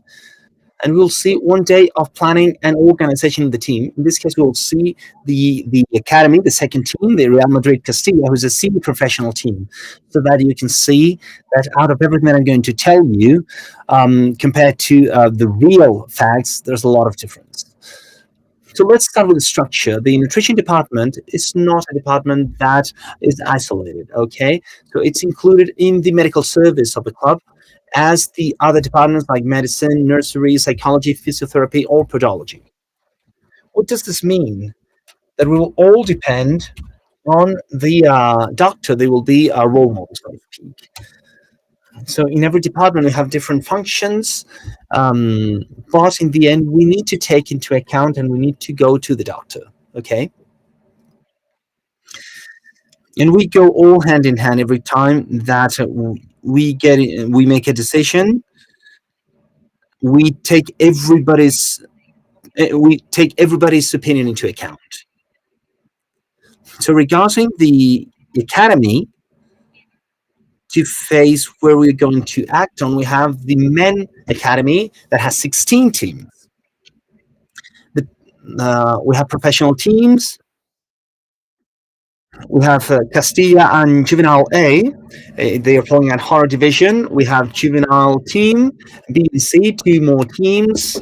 We have 3 teams at CAD level. And regarding the low level, we have different categories until reaching the rookies, that are people that are children that are between 5 and 6 years old, until they're very small, until 22 years old, more or less. So the goals of sports nutrition, we're going to see them very briefly to see why we plan and organize ourselves this way, why we follow this strategy. This strategy will be based on these goals. First of all, we have health and growth. We need to watch the athlete's health. Why? Because we have children and that start playing since they're 5 years old, sometimes they're adult. So we have different growing stages. We need to adapt this nutrition to every growing stage. Of course, we can't follow the same strategy, and we can't have the same training for a 5-year-old guy and for an adult. So we need to take that into account, and we need to take into account the right nutrients intake. So, for example, if a child is playing football, where they train different times a week, if we combine the growing stage, the energy demands will be much higher. So we need to be very careful with all that, and we need to adjust it to their age or the period that they're going through. So the next goal would be to increase the performance of this player and to delay the fatigue. So how will we do? We'll cover the energy needs and keeping those reservoirs, trying them not to deplete and to recover them as soon as possible, to replenish them as soon as possible. We should have a good body composition. This will be done through the assessment of different methods that we'll see in a minute. And once we have this assessment, we'll propose specific goals so that we can reach the right body composition, and we will adjust it as seasons go by, because there will be a moment of the season where it will be more interesting to have a specific body composition or specific reservoirs, and another part of the season maybe it would be more about recovery, and maybe we are more interested in a different kind of structure. So the most important goal would be to reduce or even to prevent injuries, to reduce the injury risk. From the nutrition department, we start with a good hydration and with a good intake of vitamins and minerals. Regarding hydration, that is the next one. In hydration, it is very important that, well, almost every player knows what dehydration is. We insist on this fact, but when going to the pitch, they don't take this into account. We find first-time urines, for example, that are terribly yellow.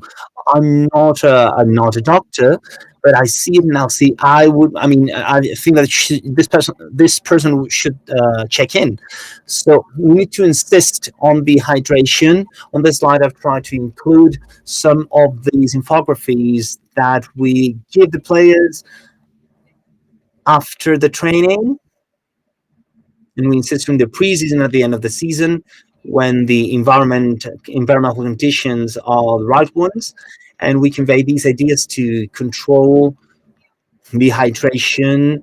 I should see how much I weigh before and after. I control losses, and the one that you have on the right is a very basic infography about how to control urine color. And you see the colors that speak about the right hydration, it prevents injuries, etc. So we can see the infography for you to know, for you to see that we need to give this to them in a very synthesized way. It's true that we give more thorough trainings, not very much because we don't have much time, but we give them more thorough information, more scientific information. But when making a summary and when giving them some supporting material to that they could use, we need to be very basic, because if we put a text there, nobody would read it.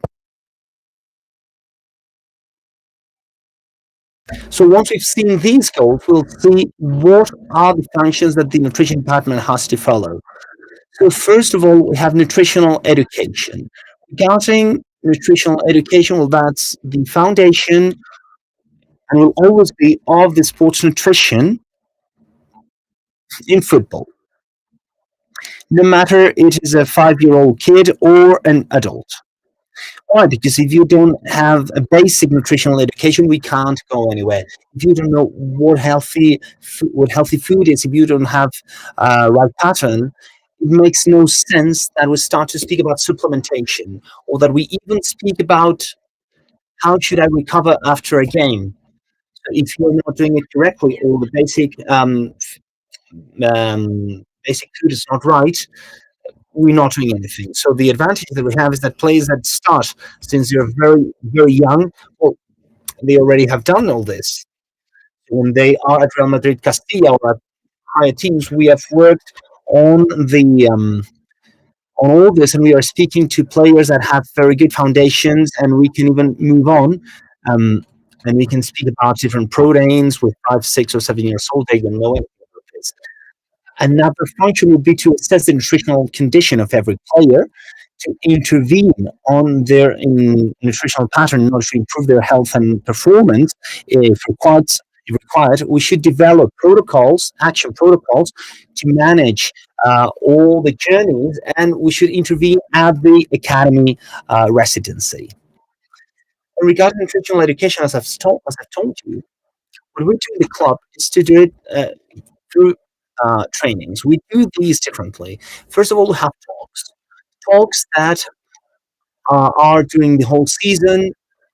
For example, we start with hydration during the preseason because to me, that's the most important time. And this is where, well, it really makes no sense to give a talk about hydration in January when there are -2 degrees Celsius. Hydration is important, but it is much more important when we are at 40 degrees Celsius. So we adjust things as season goes by, seeing the requirements and new season examples there. We give basic guidelines about nutrition, the macronutrients, hydration. We give some talks about how to change the breakfast. That is the most difficult thing, etc. So another thing that we do is to follow infographies that you can see there. It's about education with other categories, and we have some information pills with some videos, a 2-minute video that we upload to the communication channel that we have with them. And I think that it's an easier way to bring players to what we want, especially the younger ones. So some infographies, some examples, you have the for example, feeding or diet during Christmas, hydration. For example, Easter, you know that every player will eat a dessert, for example, that is very typical for the season. So we make an infography of how important it is to have a good diet during this week off. The youngest ones are off during Easter, like they do at school. So we send an infography that we send to the parents too, so that they should try to give that level of performance during that week, trying to be as accurate as possible with the diet. And we hold practical sessions. So this picture is from a group, I think that they are under 8 years old, and the training that we did with them, because well, in the end, with these players, what we did was to speak about ultra processed food, and we were playing with sugar to see whether they could figure out how much sugar every product had. So when they saw the amount of sugar that that some of these products had, they were really surprised, even being so small. So as an anecdote, some parents have come along and they said, "Hey, we can't have cocoa in the morning because our child doesn't want to have it anymore because it has a lot of sugar." It's like, well, that's good. And this is, well, I mean, we have tried to focus on all that, and we try to do things as dynamic as possible.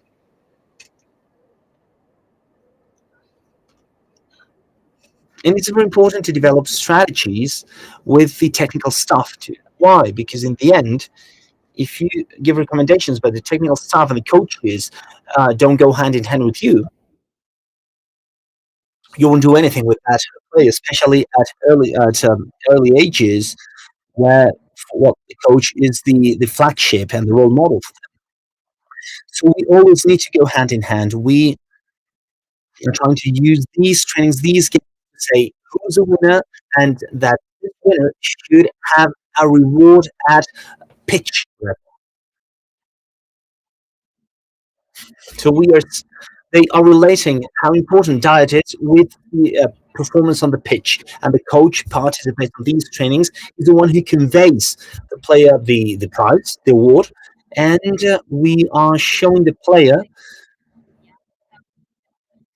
a trustworthy environment. We are going hand in hand to help every single player. You can see an example from a couple of years ago, before the COVID. This was a snack. In Spain, we have the tradition that when there's someone's birthday, they take a snack to the other players. This is what we had when I got to the club. We still have them in some cases, but this is what we had. And during the season, with trainings, talks to the parents, etc., infographies, and with a lot of material, and half of the season after Christmas, more or less, There's still a chocolate or a chewing gum, but there was an apple in the snacks bags. And at the end of the season, there was a guy that brought fruit in glasses. So some parents are at the pitch, and we are trying to convey this information, or with other kind of snacks like dried fruit. Some of them brought, for example, a homemade potato omelette, and something else than candy or jelly beans. So how do we assess the nutritional condition? There are people that go through the cardiologist, physical tests, etc.,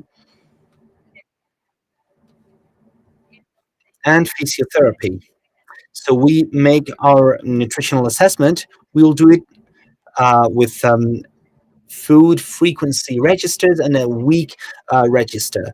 We see everything that they eat during the whole week, and we want them to say what's the match day and what's the off day. We want to see whether they are doing different things or not. On the other hand, we assess the body composition via anthropometry, circumferences, weight, skin parameters, etc. And there's a new image here that is from the season. We have DEXA.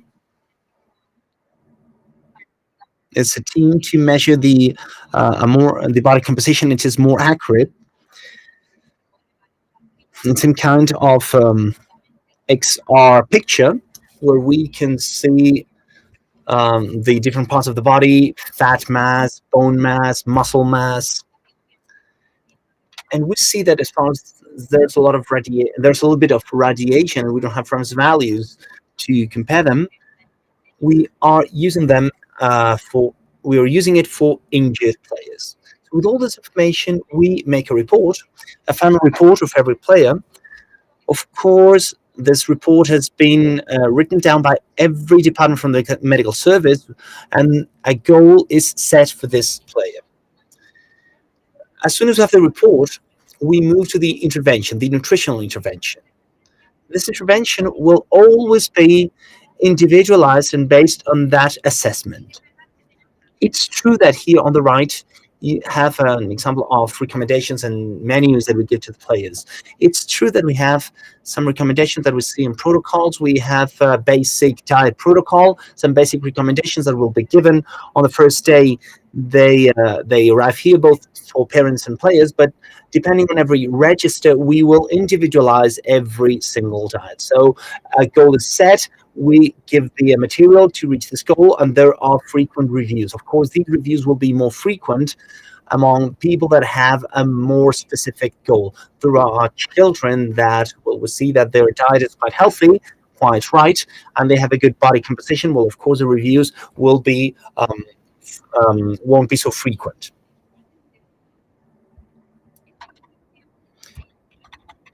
And maybe if the player comes to the nutritional department because he has a goal, he has to improve his diet or his pattern, or because he comes derived from other professional, a coach, a psychologist that sees a conduct they don't like, maybe they think that it can be improved, or if there's an injury, a player needs to go through every single department. So I wanted to show the most important thing of sports nutrition, that is nutritional periodization. Here you can see the Master Asker's weekly planning. He is a role model in sports nutrition. He says that we need to combine both training and nutrition to increase performance. So we translate this so that we need to adjust to the weekly planning of every team and every player. So this means that obviously I can't have the same nutritional planning or nutritional strategy on the day off or on the day, where we have a double session, or in the day we are working on strength, on the pitch, etc. So it's very important to set the diet for every day. That's very difficult, especially as the younger team. So we need to say that they can't eat the same when they have the day off or when they are at the game day. And that's difficult to guide players. So the adult ones already know it, but it's very difficult for the younger ones. And of course, they for example they say that for example on Saturday or Sunday they have the day off to eat a pizza or to relax at the coach with a bag of candy, and it is when this is going to affect their performance. Their requirements will be much lower. Here you can see the carbohydrates intake of the initial players for during 2 weeks where they had two games. You see that during the game they have more carbohydrates. During the training sessions they have a mid load, and on the days off they have a low intake. So regarding the general protocols development, we have the general nutritional plan. We have very general recommendations, although we individualize them. And we set nutritional protocols at different times.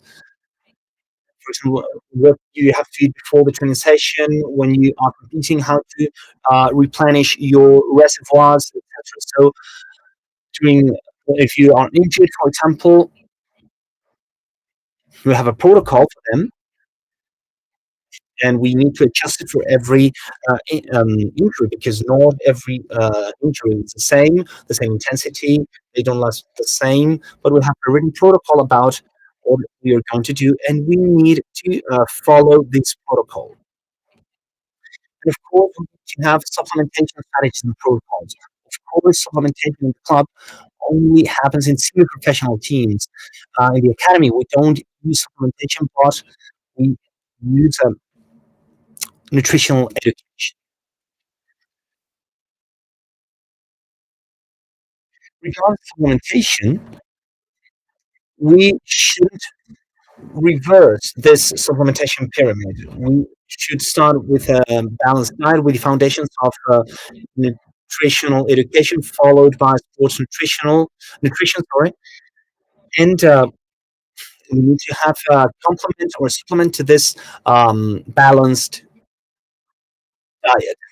So regarding journeys, what we do from the club is to organize leagues, tournaments from every category, and we base the diet based on a previous structure that we have. So we take into account the game time, the talk time, all the processes, and we give the diet to the places where the athletes are going to stay. So this is all recommended by the club nutritionists. We shouldn't give free possibilities to the hotels, because it's true that in some cases when the football team they're really used to that and they follow healthy structures that they're quite um, close, but the vast majority of them are not fulfilled. So we say that they have to follow our strict recommendations, especially at the more professional teams. So regarding the intervention at the academy residency, we have teams from under 12 until they are 18 years old, when they usually go to live outside. These children live out of the region of. So the nutrition department and this residence is to supervise the dining room diet, to create statistics about diet, and this is very useful. For example, when we have fish, so we need to think about a couple of things. If we are interested of in teaching the player how to eat this fish, or maybe we could change it um, by other with very similar features, so that it does not affect the diet balance, and different interventions compared to the academy. For example, if there hasn't been any change, the players should be informed about the change and why.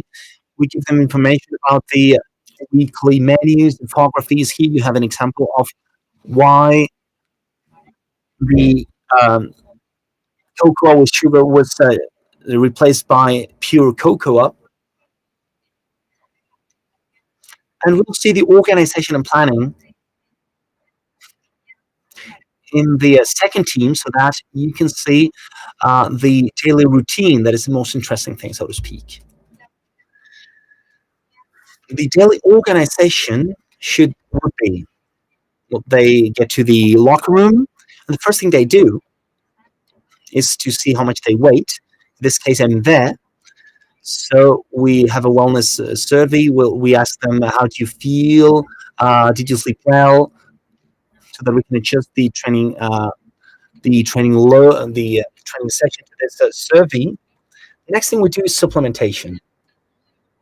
We give every player the supplementation it corresponds to them. We are speaking about supplements because we are speaking about a professional team. So this is individualized for every player. We have different pills. There's a real image. And we give them to every player as they see how much they weigh. We have breakfast all together. The breakfast has carbohydrates, high quality bread. You have natural juices, fresh cheese. We have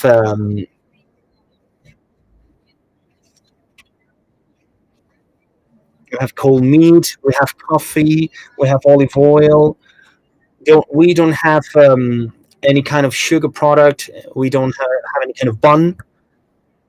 They go to the training section, and the nutrition department has to set everything that has to do with a training session, bottles of water, isotonic beverages in case they are needed, etc. And nutrition and supplementation is after the training session. They always have fruit that's already sliced in order to recover their electrolytes and the recovery that they could need, a combination between carbohydrates and proteins. And this team, they have lunch at the academy dining room. Every weekly menu is designed by ourselves, and in this case by me, in this category, and it's a closed menu. Well, obviously, same thing. It's a healthy menu. You have salad, you have grilled meat or fish, you have pasta, you have vegetables, you have soup, for example, and for dessert, you have fruit or yogurt. So this would be the whole day. It's not simple at all. And we need to add the fact that one day a month, there's an anthropometry, and one day a month is training. One day a month, there are individual sessions when required so, and the work with injured players, well, we all have this kind of work, double sessions, double feeding sessions, and we are just speaking about the nutrition department. So I would like to convey how difficult it is to deal with a team. So everything that we could think of, everything that we should work on in order to do things in the right way, everything that we would like to do, I mean, sometimes they are impossible to be done this way on a daily basis because we don't have much time to work. So you can see this on the next slide. The time that we have to work, especially in terms of training or interviews. Well, it's great if they want us to help them with the interviews, but we have the time since they get there and they go to the training session. So we can have maybe 1 hour and a half, and we need to do all the things that we've seen before. We need to take breakfast, we need to take the supplements, they need to see how much they weigh, they need to treat themselves, etc. So we have limited time, and we need to adjust to the weekly planning of every team. We need to include the nutritional department planning. We have the anthropometry schedule once a month, the training session, once a month, we try to have it once a month, or depending on the team, we can reduce it even more, or even reaching, or even extending one of them, because maybe this team needs us to speak about snacks because we've detected that they are not the right ones. And all the measurements. So this schedule needs to be adapted to the team's schedule, and we need to take all these things into account. We need to take other departments into account. So these therapists have to treat them, and they have some training session. The physical coaches run their tests when they have to do it, and they have individualized work with every player. Psychology, well, they have their training sessions too. So in the end, it's a little bit difficult, and we try to do it as simple and easy as possible, and we don't focus that much on adjusting the diet at 100%, but in training the guys so that they are a little bit more independent and they know how to deal with the diet in a simple way. So, to make the long story short, I'm sure that you have some questions. Um, I'll say that, well, this is all key for the sport performance. Nutrition is key. We take in this even more into consideration. We have some more nutritionists. I think that we are progressing a lot on this topic. We should get on a good basic diet, and we will complement it with supplements in case it's necessary, not in every case. Okay, we should create um, healthy um, healthy habits. We should work on an individualized basis. We should adapt this to different growth stages or competition training, etc. We need to be sympathetic and to be close to the players. This is very important. It seems like something very basic, but it's not easy to reach to a player that, well, we are speaking about an environment in which, well, football is the most important thing, and to score is the most important thing. So everything that goes out of that, um, it's very difficult to get in there so that the players trust us. So it is very important to know where we are, to know the environment that we're in, how to convey the message, and how to be sympathetic with the players so that they trust us in order to work with them. And organization and previous planning. But the most important thing here is the power of adaptation. What does this mean? We have a weekly planning. In this case, we have to say that weekly planning in football is not easy.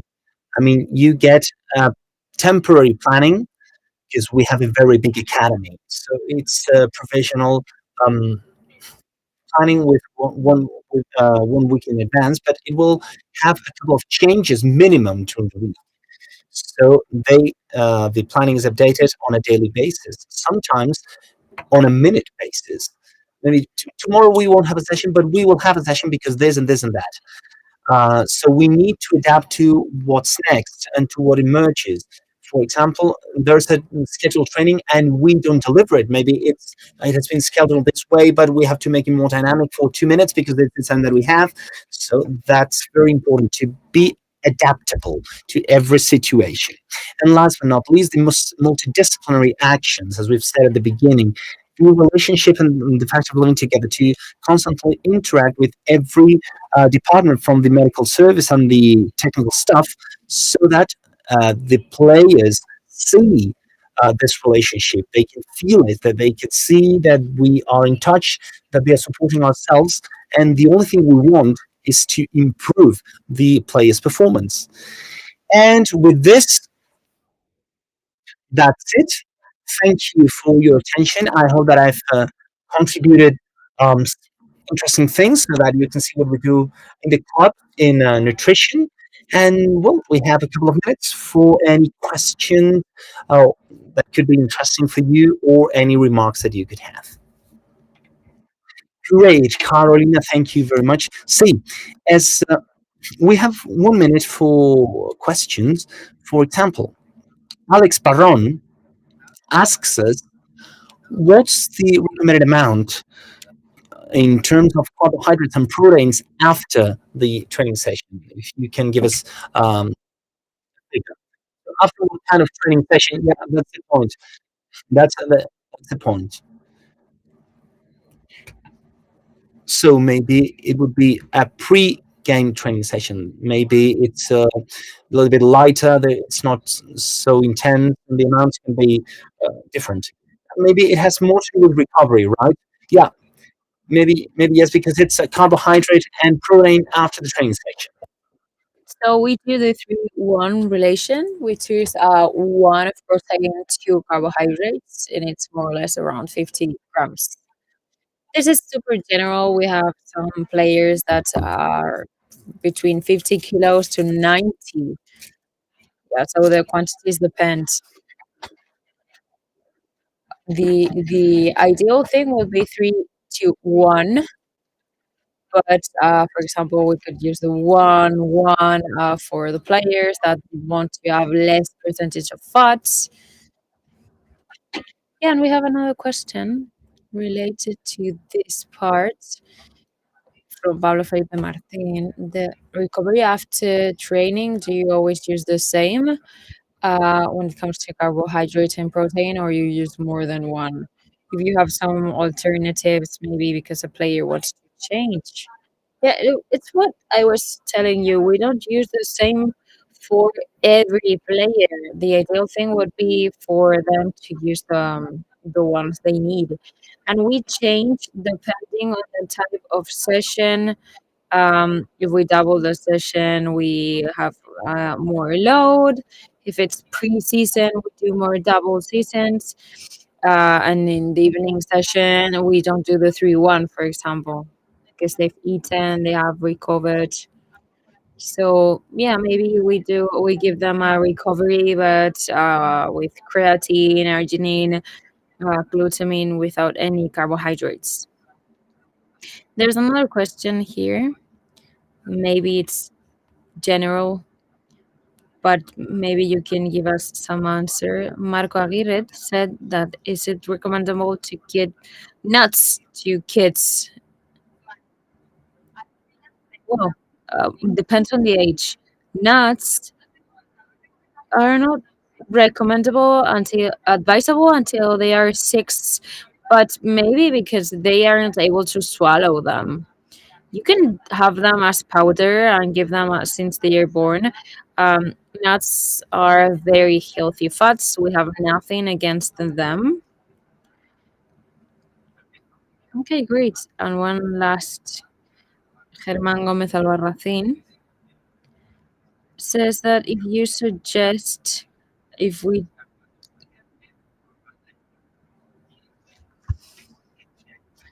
if there are any differences or other data about decreases. Yeah, interesting. It's very. The question is very interesting, and we do have a team of bioimpedance. And in football, there are tests that shows that bioimpedance is like the most trustworthy one. But for matters of time and economic matters, not everybody can use it. So yeah, we use bioimpedance. And for me, the key here, what we do is at the same time we do the anthropometry, we do the bioimpedance. We do it at the same time because we are grabbing the parameters of both. And in this case, we are based on a skin creases, but at the level of muscle mass, when I'm interested in seeing if an arm has more than the other because maybe they have had an injury in their elbow, it's going to give me faster results, the bioimpedance. So I do a combination of both methods. But in my case, I would never discard the anthropometry because it's a reference at a global level. We have many studies that give us some data in which we can support ourselves. And this correlation is not very specific between both methods. So we would have to see how to fit both of them. Perfect. Thank you so much, Carolina. I wanted to mention there's many people here saying thank you. They're delighted. They're very happy with the data you've given, the way you've given this presentation. So yeah, I just wanted to mention this to you. There's many people happy with your speech. Thank you for being here. Thank you for your time, for everything that you've said, everything you've shared. And now we are having our next speaker. So thank you, Carolina. Thank you. So now we will give a couple minutes, but now we will have Avery Faigenbaum. He is going to talk about strength training in children and adolescents, what we can do and what we cannot do with these trainings, trying to talk about some myths or not about this. I will read it also in English.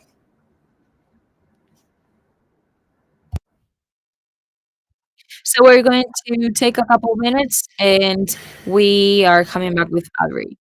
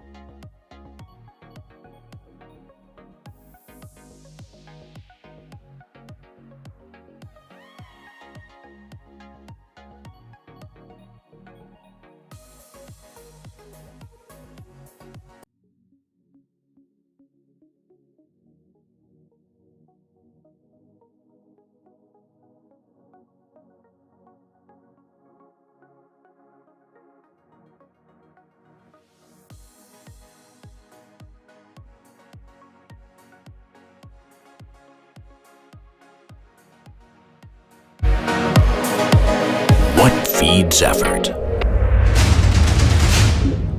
What feeds motivation?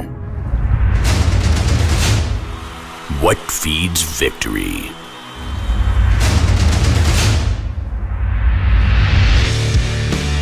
With the most advanced scientific research, with the quality of the best ingredients, protecting people's health without banned substances and with transparency. Crown Sport Nutrition, your personal best brand. Hello, everyone. I'm Avery Faigenbaum from the College of New Jersey. Welcome to this lecture entitled Strength Training for Children and Adolescents, Zombie Myths and Misperceptions. I'd like to say hello to all my friends, colleagues, and coaches in Spain and around the world. Quiero hablar en español, pero no puedo. El año que viene, I hope, but for today, in English. A compelling body of data indicates that strength training is safe for children. A compelling body of data indicates that strength training is effective. A compelling body of data indicates that young athletes should participate in strength training, but zombie myths and misperceptions still persist. In this presentation, I will dispel the myths and provide reassurance that strength training is safe and effective for children and adolescents. But let's begin here. What is a zombie myth? It's a widely held but false belief that's not supported by science. You may have an opinion that strength training is inappropriate for children, but that's a myth. You may, have an opinion that young football players cannot strength train, but that's your opinion. A zombie myth is associated with strength training, has been around for decades. Some people believe that strength training is unsafe. Some people believe that strength training is ineffective. And some people do not believe the scientific evidence. Today, we're going to dispel these zombie myths and provide reassurance that this type of training is indeed safe.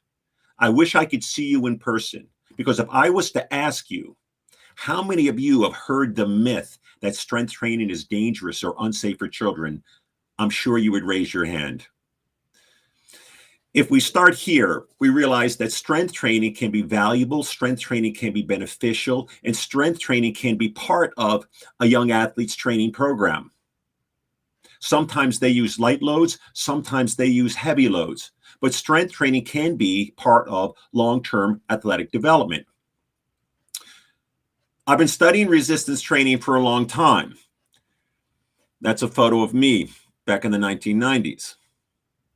In the 1970s, people said that strength training was unsafe for youth. In 1980, they said strength training won't work until puberty. In the 1990s, I started working with youth in schools and fitness centers, and we started to explore the safety and efficacy of strength training for children. And then in the 2000s, we started to explore the health and fitness benefits of strength training for children. In 2010, we looked at program design considerations, sets, repetitions, and training load. And now we're starting to prioritize muscular fitness in public health guidelines. So it's been a long journey. And today I'm going to take you on that journey and provide reassurance that this type of training is safe, beneficial, and worthwhile for all youth, not just young athletes. Over the years, we've written several position statements on this topic. And I want you to know, as coaches, teachers, trainers, professors, that nearly all sports medicine organizations in the world have come out with a document supporting youth resistance training. The National Strength and Conditioning Association, the Canadian Society of Exercise Physiology, and most recently, our international consensus. This is the paper I want to talk about for a moment, because it was published in English and Spanish. This international consensus, published in 2014, has been around for nearly 10 years. The international consensus was endorsed by more than 10 international organizations. And for many years, this document has supported the scientific evidence which says, with proper guidance and supervision, children and adolescents can participate in training programs that are well designed and supervised. This is an important document that you and I need to use to educate other professionals who may believe that this type of training is inappropriate or perhaps unsafe. One of our most recent documents was published by the American Academy of Pediatrics. And this is our most recent position stand or clinical report, in which we clearly state an age range of 5 to 7 is when many children participate in sport, and therefore it's reasonable that they can also benefit from some type of strength training activities. I'd like to expand on this concept. At the age of 5 to 7 is when many boys and girls participate in sport, and therefore they need to participate in activities which prepare them for the demands of sports practice and sports competition. This generation of youth needs to participate in strength building activities that prepare them for football and rugby and gymnastics and other sports. I'm often asked this question: when can children participate in strength training? And my answer is this: when children have the emotional maturity, to accept and follow instructions. And for most youth, it's between 5 and 7. So with this being said, you would think that parents, teachers, and coaches are supportive of participation in well-designed training programs. 30 years of data says this type of training is not only appropriate, but it's needed for this generation. But when I pick up the newspaper, I see this question: should my child avoid any activities? Children shouldn't do strength training. This is what I see.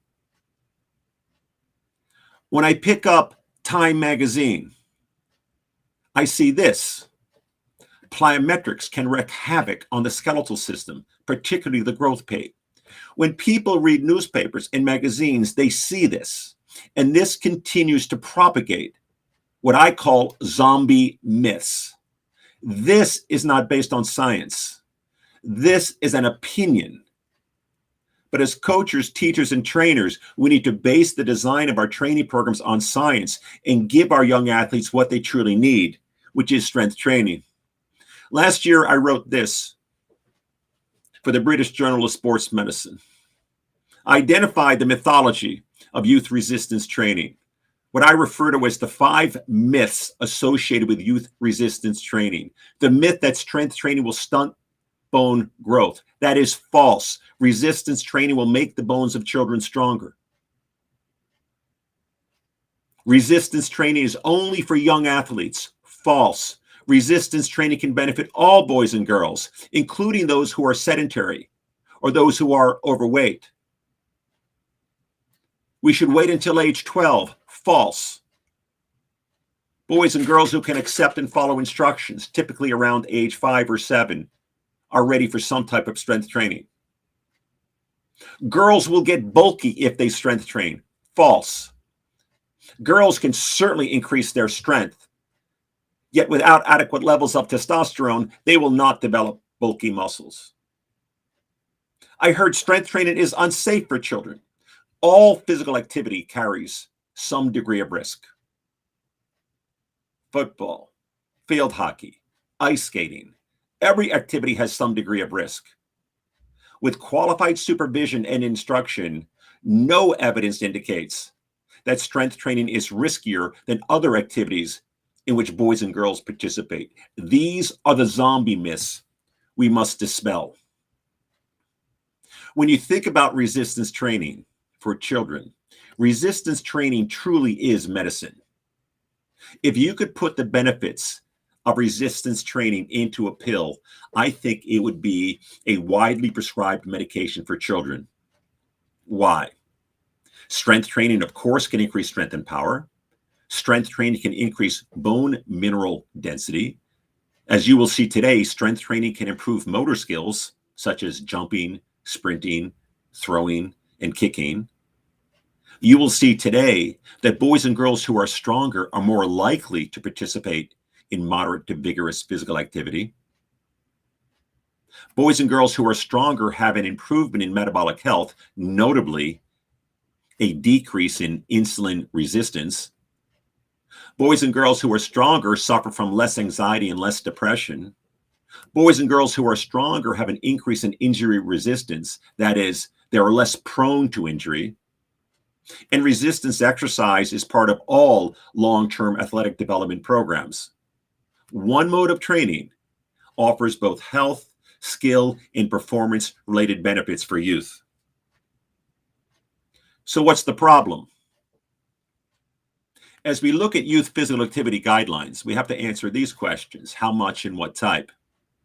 The World Health Organization says that children and adolescents should accumulate at least an average of 60 minutes of moderate to vigorous physical activity daily across the week. That is, at least 60 minutes every day. But let's take a closer look at these recommendations. As you look at 50 national and international youth physical activity guidelines, a common theme is this: the organizations focus on mostly aerobic. So as you look at different guidelines from around the world, most agree that children and adolescents should accumulate at least 60 minutes in duration. Most agree that children should have an intensity of moderate to vigorous. And most recognize the fact that children are active in short bursts of physical activity, interspersed with rest periods as needed. But the problem is strength training. The problem is that most of these guidelines don't focus on strength training, and most of these guidelines overlook the importance of strength training. Only 26 of 50 guidelines from around the world focus on the benefits of strength training. So what we see is that most guidelines focus on aerobic exercise, but overlook the critical importance of resistance training. Why? Perhaps one of the biggest myths is this, is that resistance training will stress or place an undue stress on the growing skeleton of children. Now, children have what's called open growth plates, as you see on this slide, the physis. The physis is the growth plate, and the physis is susceptible to injury. And some people think that if youngsters get involved in this type of training, it will place undue stress on the physis and will be injurious. This is false if the program is well designed and supervised. But if you believe that strength training will stunt the growth of children, what about soccer or rugby or gymnastics? Because when a child participates in gymnastics or a child is on the playground and jumps, stress is equal to 5 or 10 times their body mass travels through their body, far greater than what a child will be exposed to in a supervised training program. I know you've heard this myth. So let's look at the data, because this presentation is evidence-based. Has there ever been an injury to the physis or growth plate in children who've participated in well-designed strength training programs? And the answer is no.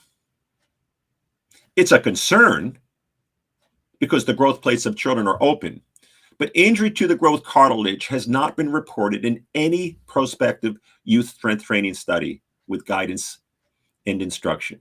We published this 10 years ago, and this still stands true today. So remember that the growth plates of children are open and they are susceptible to injury. However, this type of injury has not been reported ever in a prospective youth strength training study. And of course, we must remember that youth strength training studies tend to be well supervised and properly designed. So we need to distinguish this from boys and girls playing in a weight room or participating in a program and lifting heavy weights, which they were unaccustomed to. I find this myth interesting because this myth has been around for decades. But when you actually look at the data in terms of physical activity and children's health, childhood is the ideal time to expose children to bone building activity. So back in the 70s and 80s, people said that this type of activity would be injurious to the developing skeletal system. Now we say we want children to participate in different sports. We want children to participate in a game of tag. We want children to participate in strength training activities because these activities build what we call their bone bank. Years ago, they said this type of training was dangerous. Now we know that this type of training can be beneficial for children, especially girls who are at increased risk of developing osteoporosis later in life. So the next question is this. If strength training is so beneficial and offers so many benefits, and if strength training can enhance the health, fitness benefits of children, are all youth around the world strength training? Well, some countries have reported data on how active their children are. Let's take a look at 20 European countries. Only 19% of youth participate in muscle strengthening activities. Guidelines from Australia, only 13%. From high school, only in the United States, 51%. In Canada, 54%. So despite decades worth of evidence highlighting the health and fitness benefits of strength training activities for youth, we are falling far short of recommendations for us to meet this standard. We're not meeting public health recommendations. We're not preparing boys and girls for the demands of sport. And we're not preparing boys and girls for a lifetime of physical activity. So I guess a fair question to ask is, what happened? This looks like my physical education class in 1960. This is what I did. I'm curious, what did your physical education class look like? When I was 10 years old in physical education class, I climbed a pole, touched the top, and I worked my way back down. This is what it looked like. And it wasn't uncommon in the 1960s and 1970s for physical education class to include strength building and skill building activities. It wasn't uncommon when we were young to play on playgrounds and jump off that swing. And as we jumped off that swing, we had a lot of fun. And as we jumped off that swing, we had a lot of fun. And we may have rolled, we may have fallen, we may have spun on the ground, and we got back up, we did it again. This is what we did. But this generation is different. Today's generation is different. Today's generation is growing up with an iPhone in their hand. Today's generation, in some parts of the world, during COVID, was educated online. This generation has a cell phone in their pocket. This generation is hooked on technology. So this generation is different. So we are going to make a strong argument today for the promotion of strength training activities, especially for this generation. If we take a look around the world, we have what I refer to as this pandemic of muscle failure. And you can look at Spain, Czechoslovakia, England, Lithuania. What we've seen as we track trends in physical activity around the world over the past 10 to 20 years is that this generation of children is weaker and slower than previous generations. There are some countries, like Lithuania, which are showing some decrease and some increase. But most countries around the world are showing a decrease. So what that means is that the boys and girls who are showing up for our sports teams and after-school programs and our physical education classes are not the physical specimens we thought they were years ago. Because this generation is not accumulating the recommended amount of physical activity. This generation is not participating in strength building activities. And these are really troubling trends that we're seeing right now.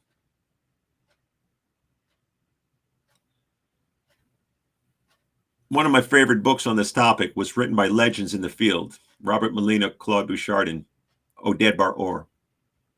Some of you have this book on your shelf if you studied growth and development or pediatric exercise science. There's a chapter in this book which is linked to my discussion today.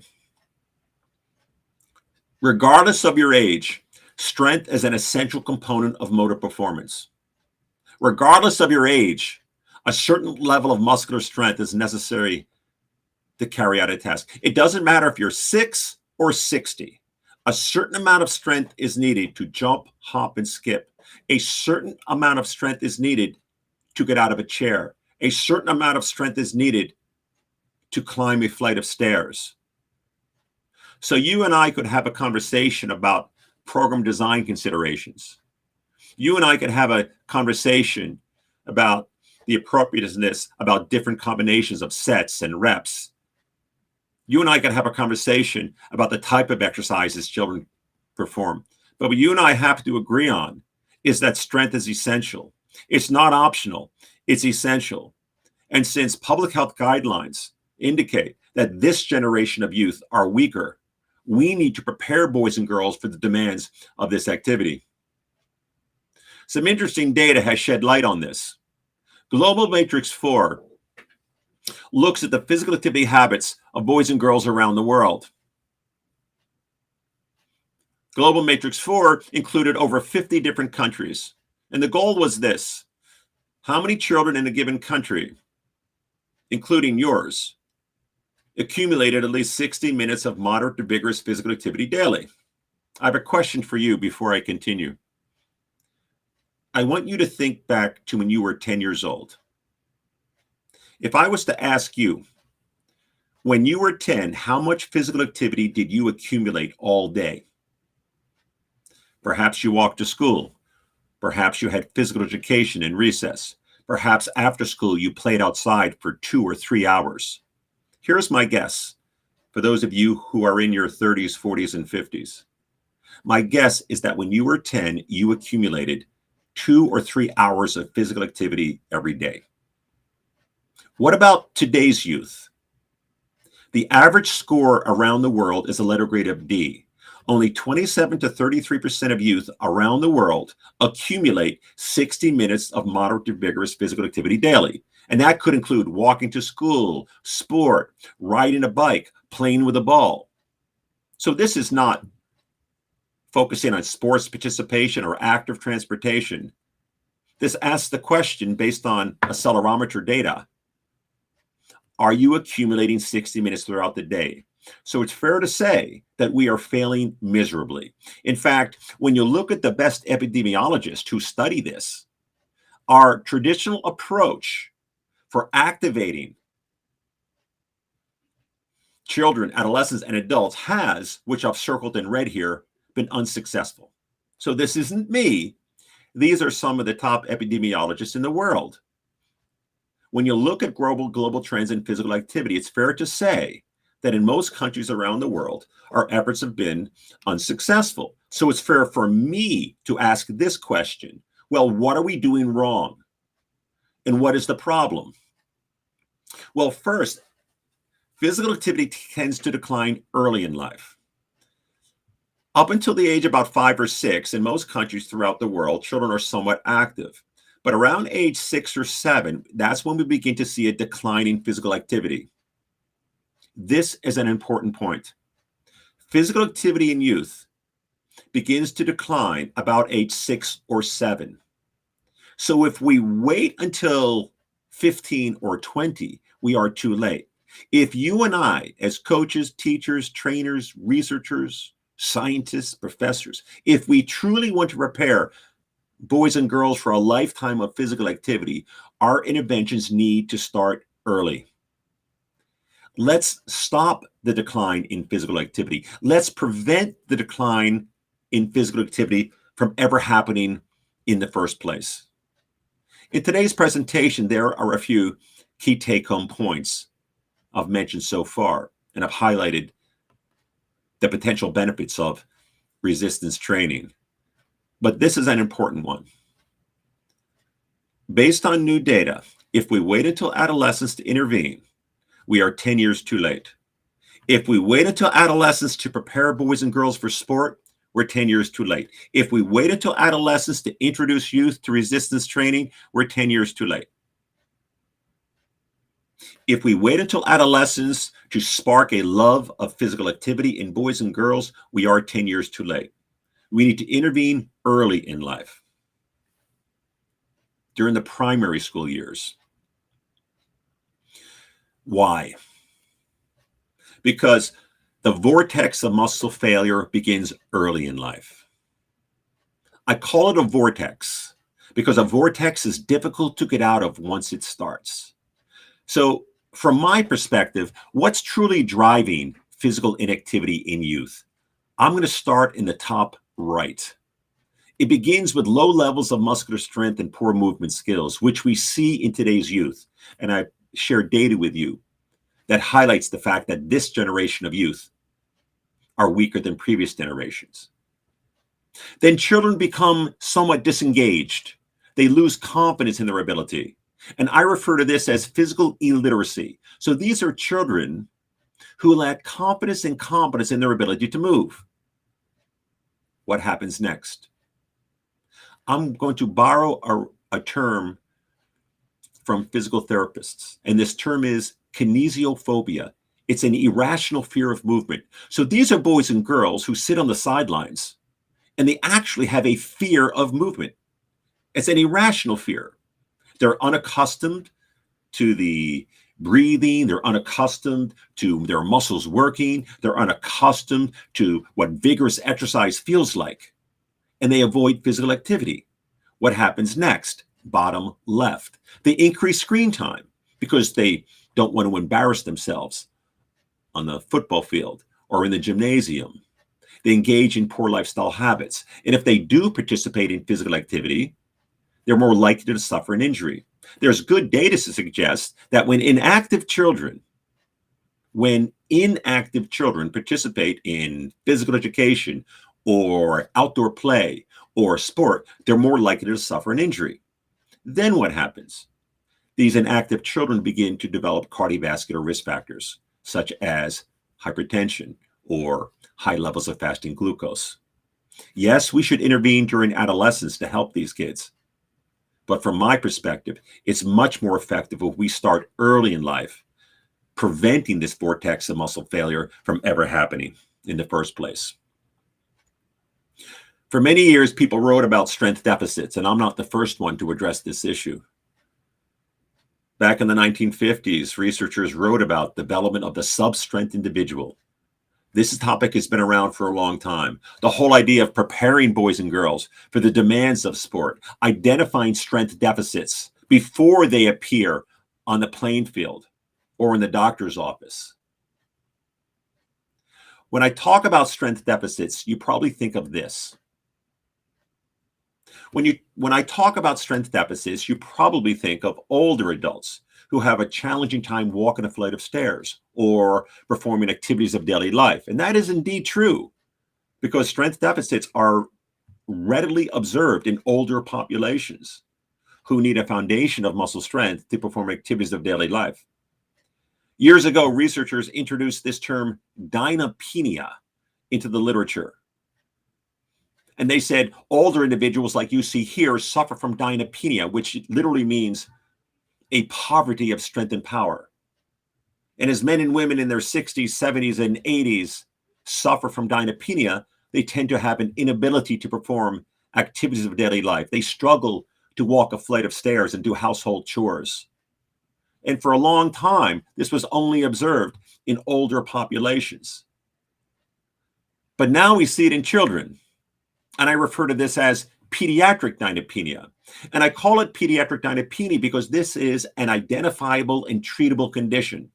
So this is a lack of muscular strength and power observed in healthy children. A lack of muscular strength and power observed in otherwise healthy children due to their sedentary lifestyle. And this is an observable and treatable condition.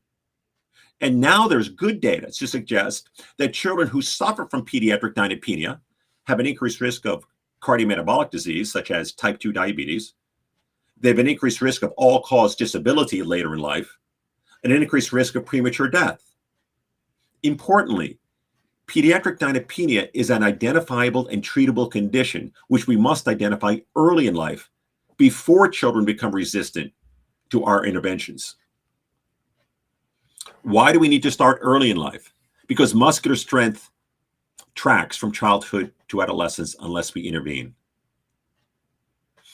These data are from an interesting study of approximately 1,200 children who were followed for nearly 20 years. Strength was assessed in childhood, young adulthood, and mid-adulthood.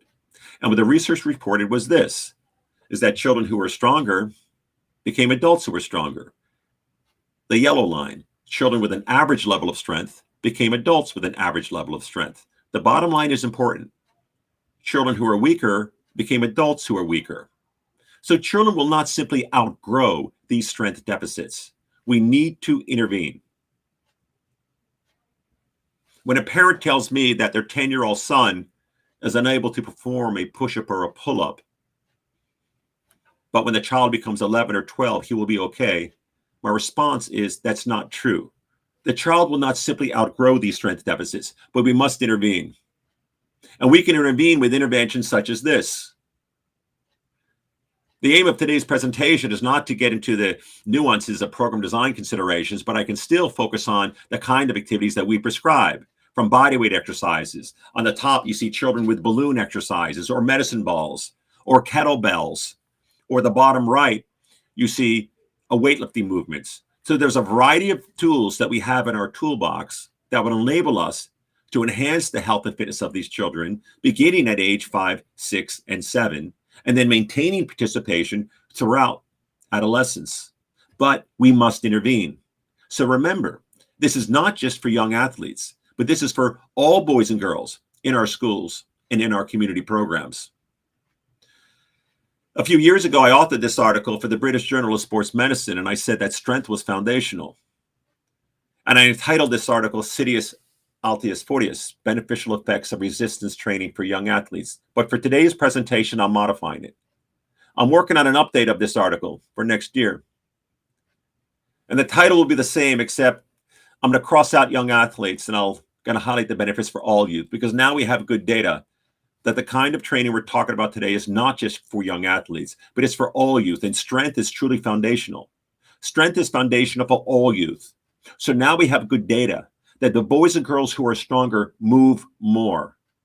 That strength is foundational for the performance of any movement skill. Strength is foundational for speed. Strength is foundational for balance. Strength is foundational for sports performance. So instead of focusing only on young athletes, let's focus on youth. Let me give you an example. This was an interesting systematic review that focused on the impact of the correlates of muscular fitness on different variables. And I was interested in this study. And there was a consistent positive association between muscular fitness and physical activity, particularly vigorous physical activity in sport. So what's the message here? Is that boys and girls who participate in strength building activities and increase their muscular strength and power are better prepared for the demands of vigorous exercise, which they might perform in a playground, as well as sport. For all of us in this conference today, an important message here. If we increase the strength of boys and girls, we're preparing them for participation in vigorous bouts of physical activity in sport. So when you look at the impact of resistance training on youth sport performance, what does the data tell us?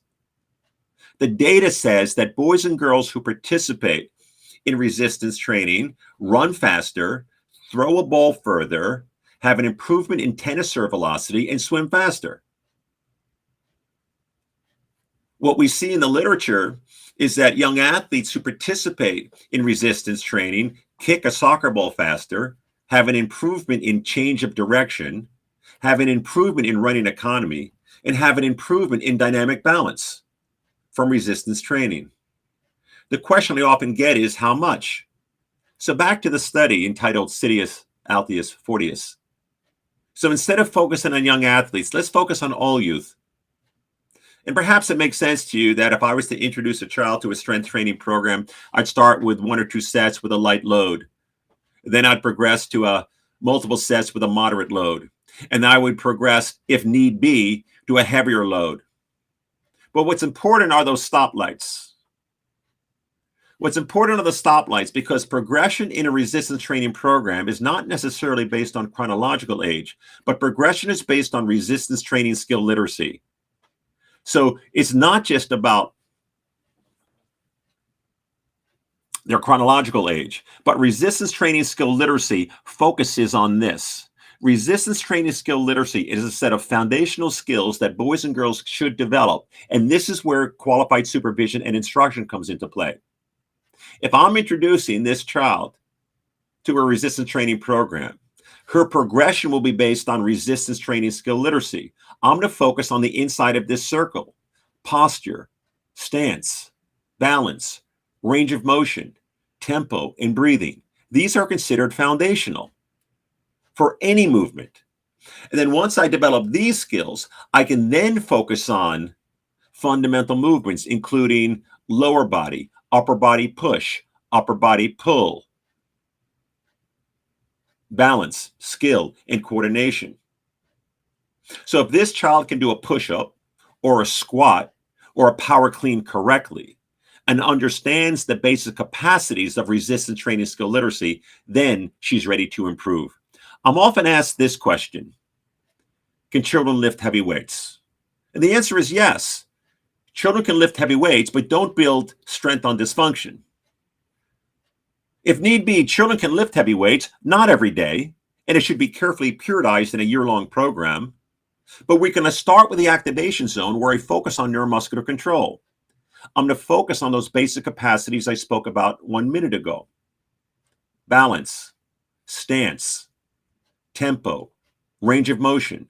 Then as I enhance that child's resistance training skill literacy, I will gradually increase that load, and their tissues will be able to tolerate heavier loads. Then once I enhance the resistance training skill literacy, I can move to what I refer to as the athletic zone, where their heavier loads and heavier intensities can be used. I'm not going to stay in this athletic zone where loads might exceed 80% 1RM, but periodic bouts of training in that athletic zone are often highly desirable if my goal is to enhance athletic performance and prepare boys and girls for sport. Can children lift heavy weights? Yes, but it needs to be built on a foundation of neuromuscular control and proper technique. Recently, 2 weeks ago, the National Strength and Conditioning Association released this document on weightlifting, an outstanding paper on weightlifting. This focused on weightlifting for adults, and I was particularly interested in the section on children. And there's a section of this paper that focuses on the trainability of children and the importance of qualified coaching. But there's a section of this paper which clearly states there's no minimum age for participation in weightlifting activities. Of course, we need qualified coaches and trainers. The girl you see here, this is a photo of our after-school program. The girl you see here is 12 years old. She started with a wooden stick, and she progressed to an unloaded aluminum barbell.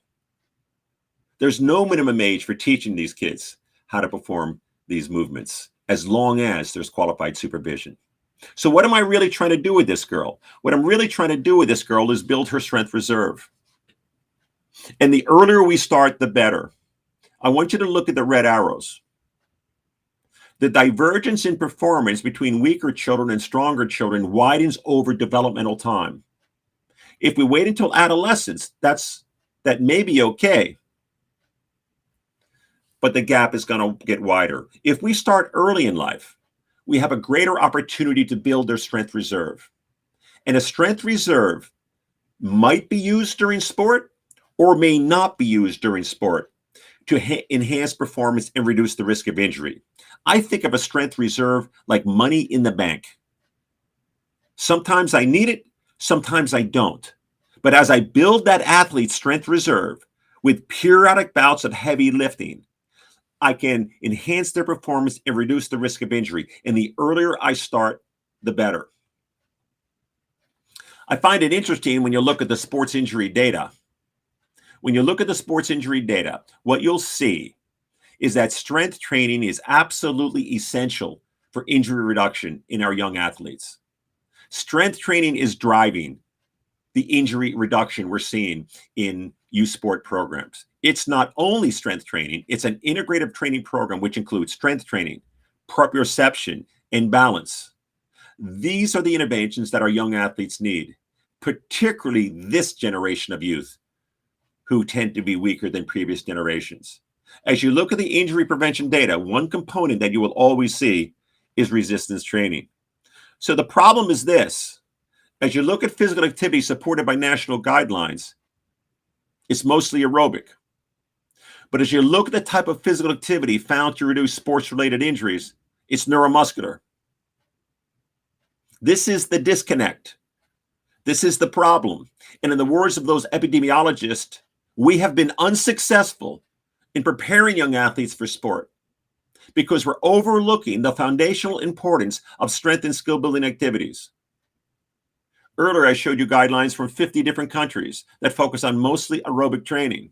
But those guidelines tend to overlook the critical importance of strength and skill building activities, which often are referred to as the building blocks of movement. A few years ago, I was invited to the International Olympic Committee. And our task was to develop guidelines on youth athletic development. And I want to share with you the statement in this document, which I think is important for today, to encourage regular participation in varied strength and conditioning programs that are age-based, technique-driven, safe, and enjoyable. So what you're hearing today is not just from me and not just from the researchers I cited.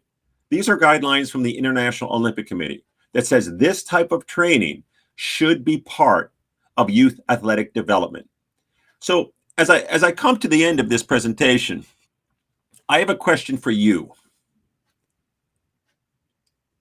Most countries who have public health guidelines on physical activity for children support 60 minutes.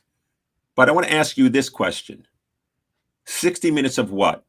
What type of physical activity should boys and girls be participating in? What type of physical activity will prepare them for sport? What type of physical activity will prepare them for a lifetime of physical activity? Because you have to admit that what we're doing now is not working, because most boys and girls around the country are physically inactive. So what is your answer to this question? 60 minutes of what?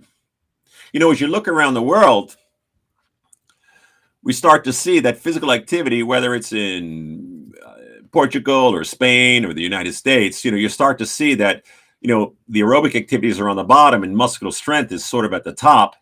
And we sort of overlook the importance of strength building activities. And I could show you these from all over the world. I could show you these from Portugal and Spain and Italy and China and the United States. What happens is that we focus on accumulating 60 minutes, but we don't focus enough on the quality of that movement and the importance of strength and skill building activity. So as I come to the end of this presentation, I'd like to quote Pablo Picasso, one of my favorite quotes, and this is where you have to help me. Every act of creation is first an act of destruction. So the graph I showed you earlier is in most countries from around the world, but we need to change that. So today I need to offer you something else. I need to offer you an alternative, okay? So here's our new pediatric activity pyramid. And this is what I'm working on. This is what drives my work. That the new pyramid highlights the shared relationship between aerobic strength and skill activities. The new pyramid recognizes strength and skill as foundational. The new pyramid says, yes, we need to accumulate 60 minutes, but it should not focus entirely on aerobic activities. The new pyramid recognizes that strength and skill activities are foundational for ongoing participation in sport. This is the work. This is the science that's driving our work in the field of pediatric exercise science.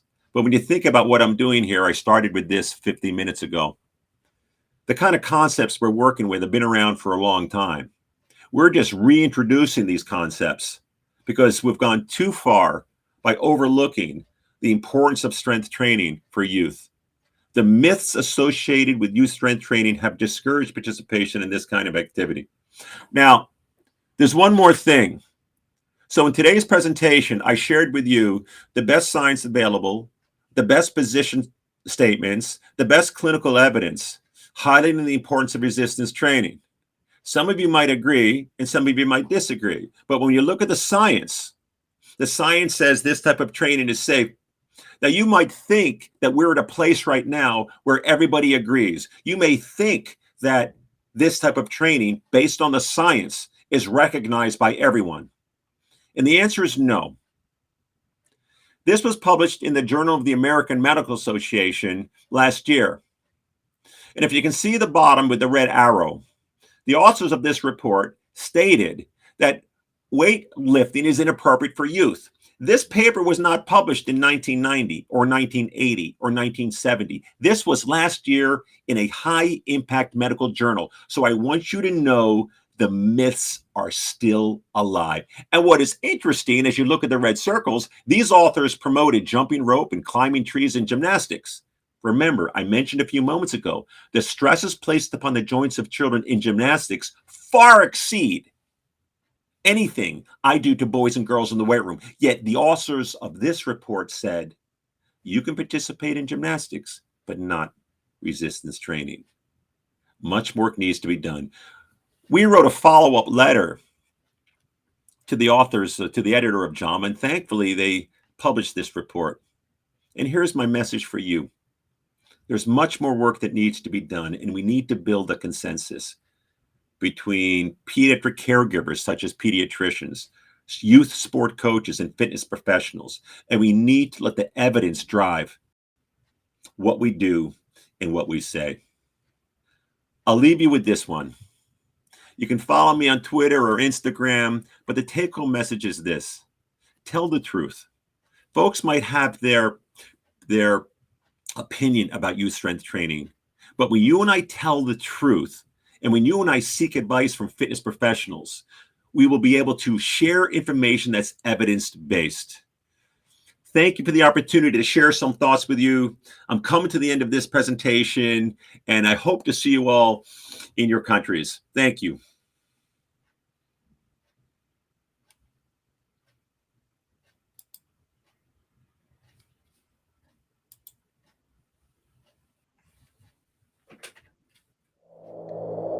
What feeds effort? What feeds motivation? What feeds victory?